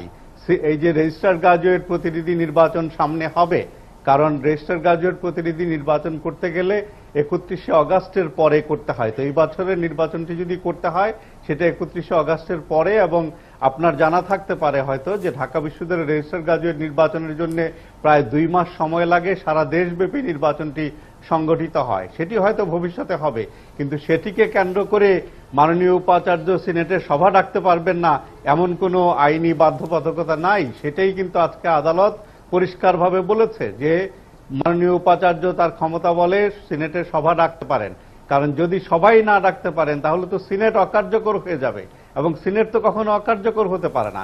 সেই গ্রাউন্ডেই কিন্তু আজকে আদালত তার রুল জারি করেছে। প্রফেসর গোলাম রব্বানী কিছু বলবেন কিনা? হ্যাঁ জি, নিশ্চয়ই, ধন্যবাদ মিছিলা।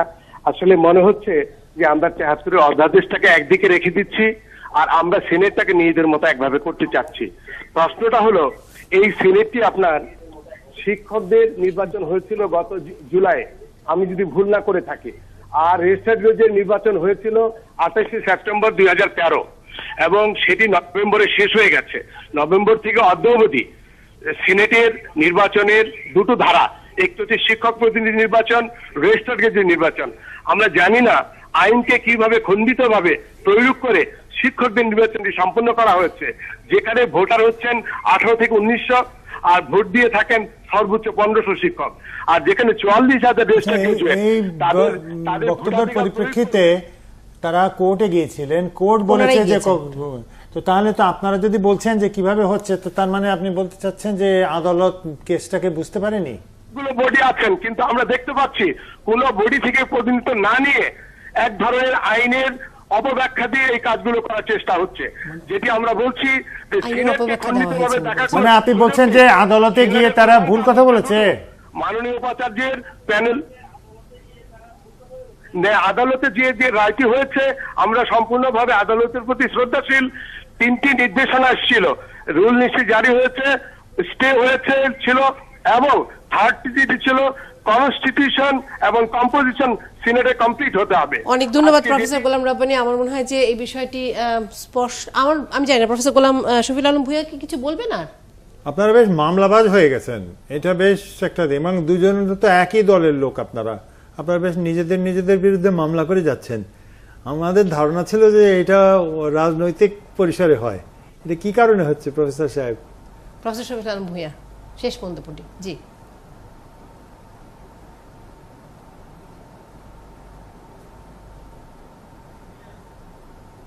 জি, আমি শুনতে পাইনি, আপনি কি প্রশ্নটি আবার বলবেন? আমি বলছি আপনাদের অনেক মামলা হচ্ছে, কিছুদিন আগে গণসংযোগ বিভাগে মামলা হলো, আর্টিকেল ICT 157 এর মামলা, এবারে আপনারা ভিসির নির্বাচন নিয়ে আবার মামলায় গেলেন, এবং আপনারা দুজনেই তো সম্ভবত একই প্যানেলের, তো আপনাদের কি প্যানেলে একটু ঝামেলা হচ্ছে? অধিকার তো সকল নাগরিকেরই আছে, তো আমাদের ক্ষেত্রে যে মামলাগুলো হচ্ছে সেগুলো যদি আমরা পারস্পরিক না, যেমন ধরেন আইনের আশ্রয় নেবার অধিকার তো সকল নাগরিকেরই আছে, তো আমাদের ক্ষেত্রে যে মামলাগুলো হচ্ছে সেগুলো যদি আমরা পারস্পরিক আলোচনার মধ্য দিয়ে সমাধান করতে পারি বা করতে পারতাম তাহলে সবচেয়ে ভালো হতো, কারণ শিক্ষকরা যখন আদালতে যান জাতির সামনে ভালো বক্তব্য উপস্থাপন করে না। তো আমি আশা করব যে ভবিষ্যতে হয়তো আমরা আলাপ আলোচনার মধ্য দিয়ে আমাদের যে কাঠামো আছে তার মধ্য দিয়ে আমাদের সমস্যাগুলো আমরা সমাধান করার চেষ্টা করব। অনেক ধন্যবাদ অধ্যাপক শফিউল আলম ভূঁইয়া আপনাকে আমাদের সাথে যুক্ত হওয়ার জন্য। আমার মনে হয় সময় একদম কম, শ্যামল দত্ত আপনি যদি শেষ কিছু যোগ করতে চান। শিক্ষকদের দলাদলি এগুলো এত নতুন কিছু না, আমরা এগুলো দেখে আসছি, এবং এগুলোর পিছনে একটা বিশেষ স্বার্থ নিশ্চয়ই আছে। জিনিসটাকে যত সাদা চোখে একেবারে দেখা যাচ্ছে যে আইনের আশ্রয় নিতে পারে, আইনের আশ্রয় নেওয়ার পেছনেও একটা কুটিল উদ্দেশ্য আছে, যারা নিচ্ছেন তারাও আছে, যারা এটা নিতে দিচ্ছেন না পাল্টা করছেন তারাও আছে। এগুলো খুব দুঃখজনক। আমাদের সম্বন্ধে যে বিশ্ববিদ্যালয় শিক্ষক, আফসান ভাইও বিশ্ববিদ্যালয়ে পড়ান, শিক্ষকদের যে মর্যাদার আসনে থাকা উচিত, কিন্তু এইগুলোতে তারা মর্যাদাটা কিন্তু হারান। মানে ভাবমূর্তি ক্ষুণ্ণ যদি হয়, যখন দেখা যায় যে ইউনিভার্সিটির শিক্ষকরা মামলা করে দিচ্ছে একে অন্যের বিরুদ্ধে ভিসির নির্বাচনকে কেন্দ্র করে, আমি জানি না সমাধানটা কোন জায়গায়, কিন্তু ওনারা যেটা করেছেন লোকজন কিন্তু ওনাদেরকে খুব একটা শ্রদ্ধার চোখে, একটু কম শ্রদ্ধার চোখে দেখবেন। অনেক ধন্যবাদ আপনাকে এবং ধন্যবাদ সবাইকে। এবং কোমর অবধি পর্যন্ত কিন্তু জল দেখেছি। মানুষের তিক্ত অভিজ্ঞতা আজকে প্রায় সকাল থেকেই শুরু, যানজট শুরু হয়েছে। আমি নিজেও নির্দিষ্ট গন্তব্যে যাব বলে, অ্যাসাইনমেন্টে যাব বলে, বাংলাদেশ ব্যাংকে যাব বলে বের হয়েছিলাম। তো সেখানে দেখেছিলাম যে মানুষ কি দুর্ভোগের সাথে গিয়েছে। আমি 10টায় অফিস থেকে রওনা দেওয়ার পরে কিন্তু প্রায় 12:30টার দিকে কিন্তু বাংলাদেশ ব্যাংকে পৌঁছতে পেরেছি এবং বের হয়েও দেখি খুব একটা পরিস্থিতির উন্নতি হয়নি। কারণ হচ্ছে হয়তো মতিঝিল সোনালী ব্যাংকের আশপাশে কিছুটা জলটা বেলা বাড়ার সাথে সাথে কমেছিল, কিন্তু মূল যে এলাকা নটরডেম কলেজ, তারপরে হচ্ছে যেটা বলে দৈনিক বাংলার মোড়, বকচত্বর, সবগুলোতেই কিন্তু মোটামুটি আমরা দেখেছি যে হাঁটু পর্যন্ত জল, কোমর পর্যন্ত জল। এবং এমন একটা সময় যেখানে হচ্ছে এখানে ব্যাংকের লেনদেন, তারপর যে কমার্শিয়াল অন্যান্য অফিসগুলো রয়েছে সেই গুলোতে আপনি কেমন লোক দেখলেন বা সেই এলাকার আসলে কাজকর্ম কেমন ছিল? আফসান চৌধুরী কিছু যদি জানতে চান ওদের কাছে নিশ্চয়ই আপনি জানতে পারবেন। হ্যাঁ কাবেরী। মিথিলা, যেটি হয়েছে যে আজকে কিন্তু নির্দিষ্ট সময়ে কিন্তু কোনো অফিসই সেরকম শুরু হয়নি, যদিও অফিসের নিয়ম মাফিক তালা খুলেছে, দরজা খুলেছে, ব্যাংকের ঘরগুলো লাইট জ্বলেছে, কিন্তু কর্মকর্তারা খুব নির্দিষ্ট সময় আসতে পেরেছে বলে আমার মনে হয়নি। কারণ আমি 2-3টে ব্যাংকে যাওয়ার আমার সুযোগ হয়েছিল, সেখানে দেখেছি গ্রাহক উপস্থিতি খুব একটা বেশি ছিল না। যারাও গেছেন একদম ভিজে প্রায় তিক্ত অভিজ্ঞতা নিয়ে গিয়েছেন এবং ব্যাংকের লেনদেনের চাইতে আজকে কিন্তু গ্রাহকদের এবং ব্যাংকারদের মুখে মুখে কিন্তু ছিল এই ধরনের তিক্ত অভিজ্ঞতার গল্প এবং জলজট এবং যানজটের যে দুর্ভোগ, সেই তারা কিন্তু এই গল্পটি করেছিলেন এবং সবার মুখেই কিন্তু একরকম এটির যেটি সিটি কর্পোরেশনের দায় বা সরকারের দায়, এই ধরনের কথাবার্তা কিন্তু ঘুরে ফিরেই বারবারই এসেছে। আমরা এইসব প্রসঙ্গে আসবো কাবেরী, আমরা এসব প্রসঙ্গে আসবো। দেব, আপনি আছেন এবং জলজট নিয়ে আপনাকে কেন যুক্ত করলাম সেটি নিশ্চয়ই আমাদের দর্শকরা বুঝতে পারছেন কিনা জানি না।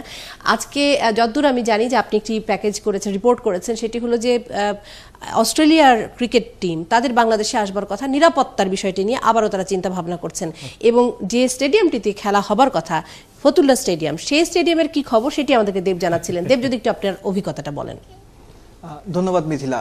আপনারা সবাই বলছিলেন আজকের কথা, ইনফ্যাক্ট আমি রিপোর্টটা করেছি গতকালকে এবং এটা বলতে গেলে আরেকটু পেছনে যাওয়া দরকার। এখন থেকে প্রায় মাস দেড়েক আগে, অ্যারাউন্ড মে মাসের শুরুর দিকে কিছু বৃষ্টি হয়েছিল। তো ওই সময় ঢাকা প্রিমিয়ার লিগ চলছিল। তো স্বভাবতই ম্যাচ কভার করার জন্য আমি ফতুল্লা স্টেডিয়ামে যাই।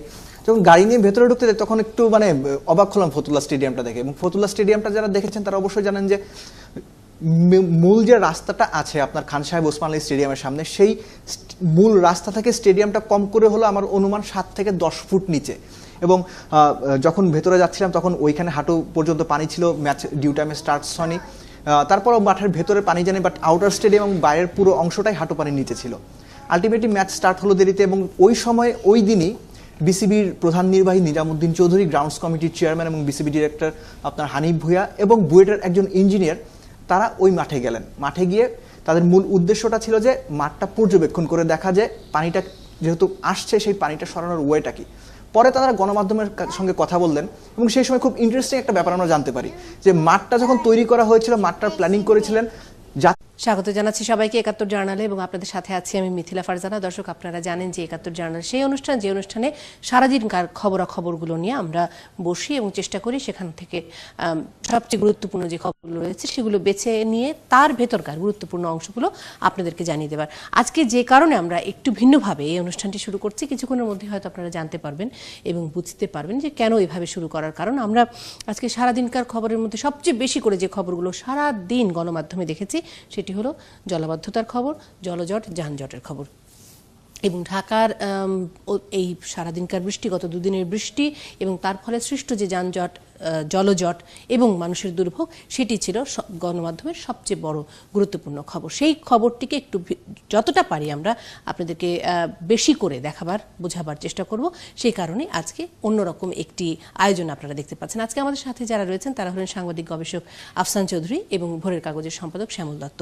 আপনাদের দুজনকে ৭১ জার্নালে স্বাগত জানাচ্ছি। যেমনটি বলছিলাম যে চেষ্টা করছিলাম আজকে সারাদিনকার খবরগুলো একটু জানিয়ে দেব আপনাদেরকে। বড় পর্দায় দেখিয়ে দিতে চাই যে সারাদিন ধরে আমাদের যে সংবাদ কর্মীরা রয়েছেন, আমাদের সহকর্মীরা রয়েছেন, তারা যে খবরগুলো পাঠিয়েছেন, ছবিগুলো পাঠিয়েছেন, সেই ছবিগুলো দেখাতে চাই। একটু এই বাম পাশে যেটি দেখতে পাচ্ছেন সেটি হচ্ছে মতিঝিলের দৃশ্য, নিচে আছে ধানমন্ডি, এই পাশে আছে কারওয়ান বাজার এবং ও পাশে আছে অন্যান্য বিভিন্ন এলাকার দৃশ্য। আমার মনে হয় যে দেশের বাইরের যে চিত্রগুলো সেগুলো আপনাদেরকে এখানে হয়তো দেখাতে পারবো, যদি একটু আমার সহকর্মীরা সাহায্য করেন, তাহলে হয়তো দেখব যে এইখানে অন্যান্য অঞ্চলে যে বৃষ্টিপাত হয়েছে, খুলনা, বাগেরহাট এসব অঞ্চলে এবং চট্টগ্রামেও ছিল, কিন্তু চট্টগ্রামে আজকে জলাবদ্ধতা সৃষ্টি হয়নি, সেটি ছাড়া অন্যান্য অঞ্চলের যে দৃশ্যগুলো সেগুলো আপনাদেরকে দেখাতে পারবো। খুলনা, চট্টগ্রাম, বরিশাল এবং ভোলা সারাদিন সব জায়গায় বৃষ্টিপাত হয়েছে এবং সব জায়গার মধ্যে বৃষ্টিপাত বরিশালে একটু বেশি হয়েছে এবং খুলনাতেও প্রচুর বৃষ্টি হয়েছে। সেই জায়গাগুলো, চট্টগ্রামে জলাবদ্ধতা প্রায় সারা বছরের কাহিনী। আমার মনে হয় দর্শকরা দেখতে পাচ্ছেন পুরো অঞ্চল, আমরা চেষ্টা করেছি যে সারা দেশের বিভিন্ন অঞ্চল, বিশেষ করে ঢাকার বিভিন্ন অঞ্চলগুলোকে যাতে তারা দেখতে পান। আমাদের সহকর্মীরা আজকে সারাদিন ঢাকায় ছিলেন এবং ঢাকায় বিভিন্ন অঞ্চলে তারা থেকেছেন, তারা চেষ্টা করেছেন এই জলাবদ্ধতার ছবিগুলো, খবরগুলো আপনাদেরকে জানানোর জন্য। আমার সাথে যুক্ত হচ্ছেন এই মুহূর্তে ফাল্গুনী রশিদ, আশা করছি তাকে আমরা এই বড় পর্দায় দেখতে পাবো। আছেন মাফি ইসলাম, তাকেও নিশ্চয়ই এখানে দেখতে পাবো। আছেন দেব চৌধুরী এবং আরও সাথে আছেন কাবেরী মৈত্র। আমরা 4 জন সহকর্মীকে নিয়ে যাচ্ছি এবং 4 জন সহকর্মী ঢাকা শহরের 4টি জায়গায় ছিলেন। হয়তো দেব চৌধুরীকে দেখে অনেকে একটু ভাবছেন যে কি ব্যাপার, খেলাধুলার বিষয়টি কি হলো। নিশ্চয়ই দেব চৌধুরীকেও কেন নিয়েছি সেটি আপনারা দেখতে পাবেন। মাফি ইসলাম, কাবেরী মৈত্র, ফাল্গুনী রশিদ এবং দেব চৌধুরীকে যুক্ত করে নিয়ে আলোচনায় আসছি। এখনই নিশ্চয়ই দেখতে পাবো, কিন্তু আমি একটু দর্শকদেরকে জানিয়ে রাখছি যে www.facebook.com/71journal এই ওয়েব পেজটি খোলা আছে আপনাদের জন্য। আপনারা এখানে মন্তব্য করতে পারেন, আপনারা পরামর্শ দিতে পারেন, প্রশ্ন করতে পারেন। আমরা আশা করছি এই অনুষ্ঠানের কিছুক্ষণের মধ্যে আমরা যুক্ত করে নিতে পারবো ঢাকার 2 মেয়র এবং ওয়াসার যিনি এমডি তাকেও, এবং তাকে নিয়ে নিশ্চয়ই আমরা এই আলাপটি চালাতে পারবো। আমি যেমনটি বলছিলাম, আমাদের 4 জন সহকর্মী আমাদের সাথে যুক্ত আছেন। ফাল্গুনী রশিদ, আপনাকে ধন্যবাদ। মাফি ইসলাম, আপনাকে ধন্যবাদ জানাচ্ছি। কাবেরী মৈত্র আছেন আপনি আমাদের সাথে, আশা করছি শুনতে পাবেন। এবং দেব, আপনাকে ধন্যবাদ জানাচ্ছি যুক্ত হবার জন্য। আমি ফাল্গুনীকে দিয়ে শুরু করছি। ফাল্গুনী, আপনি ছিলেন, কিন্তু আমি একজন স্থায়ী বাসিন্দা, যার কারণে আমার অভিজ্ঞতা হয়েছে যে দীর্ঘ প্রায় 25 থেকে 27 বছর ধরে বোঝার পর থেকে আমি দেখছি, গত 10, 12 বা 15 বছরের কথা যদি আমি বলি, এই এলাকাটিতে পানি জমে, একটু বৃষ্টি হলে পানি জমে, দেখা যায় যে কোনো সময় যুক্ত হতে পারেন ওদের সাথে। জি, যে কোনো সময় পানি জমে, একটু বৃষ্টি হলে পানি জমে, কিন্তু সেই পানিটা কিন্তু 3 থেকে 4 ঘন্টার মধ্যে কিন্তু নিষ্কাশন হয়ে যায় এবং জায়গাটি শুকনো হয়ে যায়। কিন্তু এবারের অভিজ্ঞতা কিন্তু সম্পূর্ণ ভিন্ন। এবার কিন্তু অন্যান্য বার যেটা হয় যে বেলা বাড়ার সাথে সাথে পানিটা চলে যায়, শুকিয়ে যায়, কিন্তু এবারের বিষয়টা যেটা আমি লক্ষ্য করলাম যে বেলা যত বাড়ছে পানির পরিমাণ তত বাড়ছে। একটা সময় প্রথম যখন আমি গেলাম সকালের দিকে, তখন দেখলাম যে ফুটপাথগুলো কিন্তু পানিতে তখনও ডুবে যায়নি, কিন্তু যখন 12টা বা 1টা বেজে গেল, ফুটপাতেও কিন্তু হাঁটার মতো অবস্থা ছিল না। আর আপনি একটি বিষয় বলছিলেন যে স্কুলের শিশুর বিষয়টি দেখা গিয়েছে যে সকালবেলা তো অতটা পানি ছিল না, অভিভাবক যারা আছেন তারা শিশুদেরকে স্কুলে নামিয়ে দিয়ে গিয়েছেন, কিন্তু যখন তাদেরকে স্কুল থেকে ফেরত নিতে আসলেন, দেখা গেল যে তাদেরকে কিন্তু রাস্তা দিয়ে হাঁটিয়ে নিয়ে যেতে পারছেন না, কারণ যেই পরিমাণ পানি সেটা কিন্তু কোমর পরিমাণ নয়। হ্যাঁ, দেখা যাচ্ছে বড় একটা বাস যাচ্ছে, সেটা ঢেউয়ে পানিটা কিন্তু ওই শিশুর যে আকার, সেই আকারকেও ছাড়িয়ে যাচ্ছে। তো এটা খুবই ভয়াবহ একটি বিষয়। এবং ফাল্গুনী রশিদের সাথে আরেকটি বিষয় আমি যুক্ত করতে চাই, যেটা আমার চোখে পড়েছে। সিটি কর্পোরেশনের লোকজন কিন্তু খুব বেশি একটি চোখে পড়েনি। সকাল 9টা থেকে 10টার মধ্যে তো নাই, 11টা থেকে 11:30টার মধ্যে কিছু লোকজন আসলেন, এসে মেন হলের ঢাকনাগুলো খুলে দিলেন এবং অরক্ষিতভাবে তারা ফেলে রেখে চলে যাচ্ছে। সেটা তো আরো ভয়ঙ্কর। ম্যান হলের ঢাকনা যদি খোলা থাকে তাহলে তো সেখানে পড়ে যাওয়ার সম্ভাবনা। পাশেই ধানমন্ডি বয়েজ হাই স্কুল, শিশুরা সেখানে জাস্ট প্রভাতী শাখার স্কুল ছুটি হয়েছে এবং দুর্ঘটনা যে কোনো সময় ঘটার কিন্তু আশঙ্কা ছিল, যদিও সেটা ঘটেনি, একটি ভালো দিক। কিন্তু আমরা যারা এখানে সংবাদকর্মী ছিলাম তাদেরকে কিন্তু বলতে হয়েছে সিটি কর্পোরেশনের লোকজনকে, কেন অরক্ষিতভাবে আপনারা ফেলে যাচ্ছেন। এবং তারা কিন্তু নিজেরাই বলছিলেন যে এটা 15 ফিট গভীর, এখানে যদি কেউ পড়ে যায় একদম সোজা গিয়ে লেকে গিয়ে পড়বে, পানিতে বুড়িগঙ্গায় গিয়ে পড়বে, তারা কিন্তু বলছেন। কিন্তু তারা এটা ফেলে আবার চলে যাচ্ছেন। তাদের একটাই বিষয় মাথায় ছিল কিনা আমি জানি না, তাদের মধ্যে এক ধরনের তাড়াহুড়ার কাজ করছিল, যেটা আমি দেখেছি যে মেয়র আসবেন 12:30 নাগাদ, মেয়র আসবেন। তো এই কাজগুলো মেয়রকে দেখানোর জন্য কিনা আমি জানি না, আমার আমি আসবো মাফি আপনার কাছে। আমি শুধু একটি ছোট্ট ফুটনোট আপনাদের অনুমতি নিয়ে দিতে চাচ্ছি। ফাল্গুনী, আপনি একদম বিব্রত হবেন না, আপনি আপনার সন্তানকে সাথে নিয়ে এসেছেন এবং মেয়েদেরকে ঠিক এভাবেই কাজ করতে হয় গণমাধ্যমে, এবং আমরাই যদি এই পরিবর্তনটি না আনতে পারি তাহলে আসলে এই পরিবর্তন আমরা আশা করতে পারি না। আপনি একদমই বিব্রত হবেন না। কাবেরী আছেন আমাদের সাথে, আপনি মতিঝিলে ছিলেন, এবং কাবেরী, আপনি আমাদেরকে যদি একটু জানান, মতিঝিল কমার্শিয়াল এরিয়া, বাণিজ্যিক এলাকা, একটু যদি জানান যে সেই কমার্শিয়াল এলাকাতে কেমন কাজকর্ম হলো আজকে। মিথিলা, আজকে কিন্তু পুরো মতিঝিলের চিত্রটাই কিন্তু অন্যরকম ছিল, যেটা একদমই বলা যায় শুকনো মতিঝিল আজকে পুরোই জলের একটি শহর বা জলের একটি জায়গা বলা যায়। মূলত জলজোট সেটা কিন্তু আমরা দেখেছি পল্টন থেকেই শুরু হয়ে গিয়েছে, খুব সম্ভবত ধানমন্ডি, আজিমপুর এই এলাকাটায়। মিথিলা, আমি কারওয়ান বাজার, আজিমপুর এই এলাকাটিতে ছিলাম আজকে সারা দিন। আচ্ছা, আমরা তো ছবিতে দেখতেই পাচ্ছি, এবং যারা রাস্তায় নেমেছিলেন তারাও মোটামুটি দেখতে পেয়েছেন সারাদিন কি অবস্থা হয়েছে, কিন্তু তারপরও আপনার কাছ থেকে জানতে চাই আপনার অভিজ্ঞতা। আসলে আপনারা যারা পাহাড়ে গিয়েছেন তারা নিশ্চয়ই জানেন যে পাহাড়ের সৌন্দর্য কিন্তু আসলে ক্যামেরায় ধারণ করা সম্ভব না।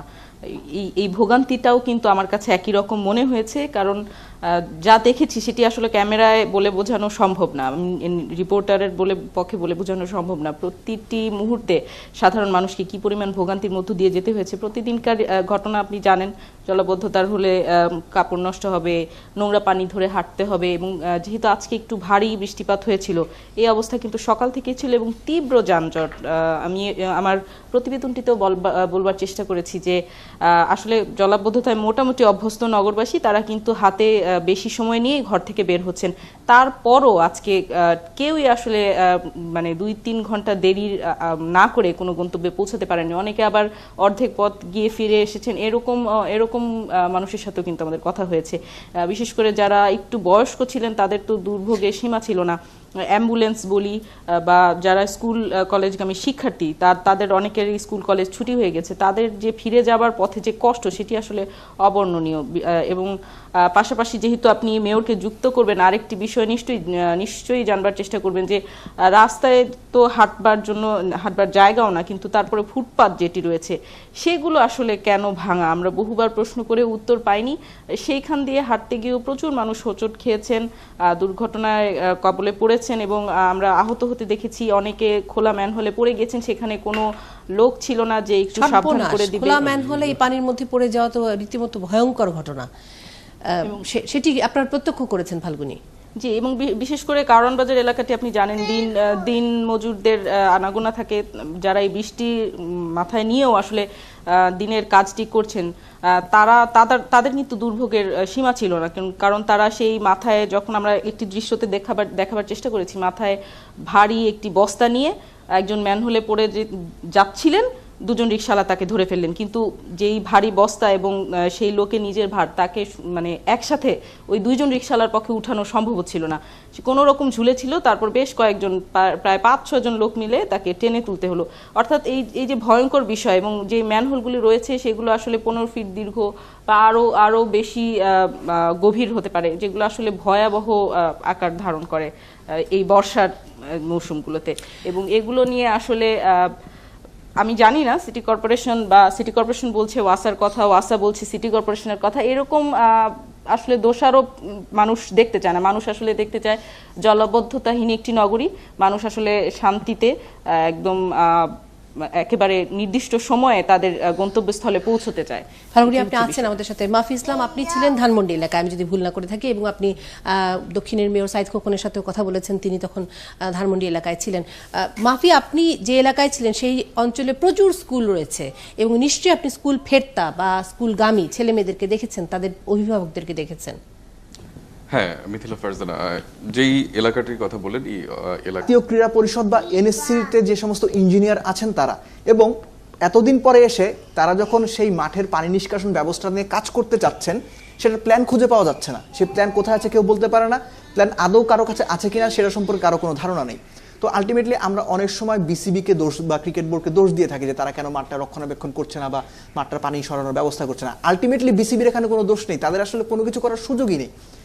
পুরো স্থাপনাগুলো হচ্ছে বাংলাদেশ জাতীয় ক্রীড়া পরিষদ বা এনএসসি সম্পত্তি, তারাই এগুলো রক্ষণাবেক্ষণ করে, তাদের এগুলোর দেখভালের দায়িত্ব তাদের। এবং আলটিমেটলি যেটা হয়েছে, তারা সেই সময় বারবার বলছিল যে ওইখানে কাজ করতে গেলে আপনার স্থানীয় প্রশাসনের সহযোগিতা লাগবে, এনএসসির সহযোগিতা লাগবে, ওয়াসার সহযোগিতা লাগবে, সব মিলে ব্যুরোক্রেটিক যে ব্যাপারগুলো আমরা সবসময় দেখি যে নর্মালি যেটা হয় যে আমরা সাধারণ মানুষ যখন কোনো কাজ করতে যাই, কোনো অফিসে গেলে এই টেবিল থেকে ওই টেবিল, ওই টেবিল থেকে ওই দপ্তরে, আলটিমেটলি বিসিবিরও এই জিনিসগুলো ফেস করতে হচ্ছে। সেক্ষেত্রে যদি সত্যি সত্যি এই মানে বাংলাদেশে এই খেলাটি মিথিলা, আমি আসছি ওইখানে আসছি, হ্যাঁ, মানে আগের প্রেক্ষাপট আয়োজন করতে হয়, তাহলে কি অবস্থা হবে বিদেশিদের ধ্যান ধারণা? এটা আমি বলছি দেড় মাস আগের কথা। তো তখন শুনলাম যে বিসিবি অফিসিয়ালি মৌখিকভাবে অনেকবার জানিয়েছে এনএসসি কে, তারা অফিসিয়ালি রিটেন পেপার দিয়েছে যেটা এটা ঠিক করা হয়। এবং বিসিবি যেহেতু আপনি অবশ্যই জানেন বাংলাদেশের ফেডারেশনগুলোর মধ্যে সবচেয়ে ধনী ফেডারেশন, দ্যাট ইজ মানে খুবই স্বাভাবিক।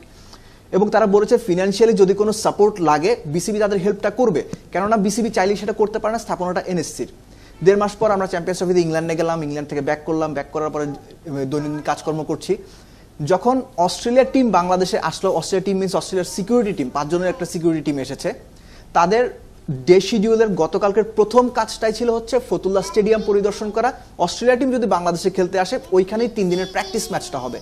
তো আলটিমেটলি বৃষ্টি হচ্ছিল, আবহাওয়া খারাপ ছিল, যে কারণে তারা ওইখানে যাওয়াটা ক্যান্সেল করেছে। এবং আমাদেরও প্ল্যান ছিল সকালে গিয়ে সেখানে মানে উপস্থিত থাকা, এবং আমরা দেখতে চাইছিলাম যে ওই সিচুয়েশনে অস্ট্রেলিয়ান প্রতিনিধি দল সেখানে পৌঁছে তারা কি করে বা তাদের এক্সপ্রেশনটা কি হয়। হয়তো তারা গণমাধ্যমের সঙ্গে কথা বলতেন না, বাট কপাল ভালো যে লিটারালি আমি যেটা মনে করি আসলে বাংলাদেশের ইটস লাকি যে তারা সেখানে যাননি।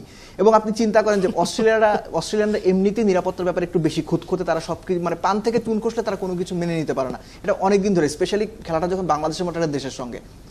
তো সবকিছু মিলে অস্ট্রেলিয়ান প্রতিনিধি দল আজকে তারা চিটাগাংয়ে চলে গেছে। এবং চিটাগাংয়ের অবস্থা কি গণমাধ্যমে যারা আমরা কাজ করি তারা তো জানি, সাধারণ মানুষরাও জানেন। তো ওখানে গিয়ে তারা কি দেখছেন গড নোজ।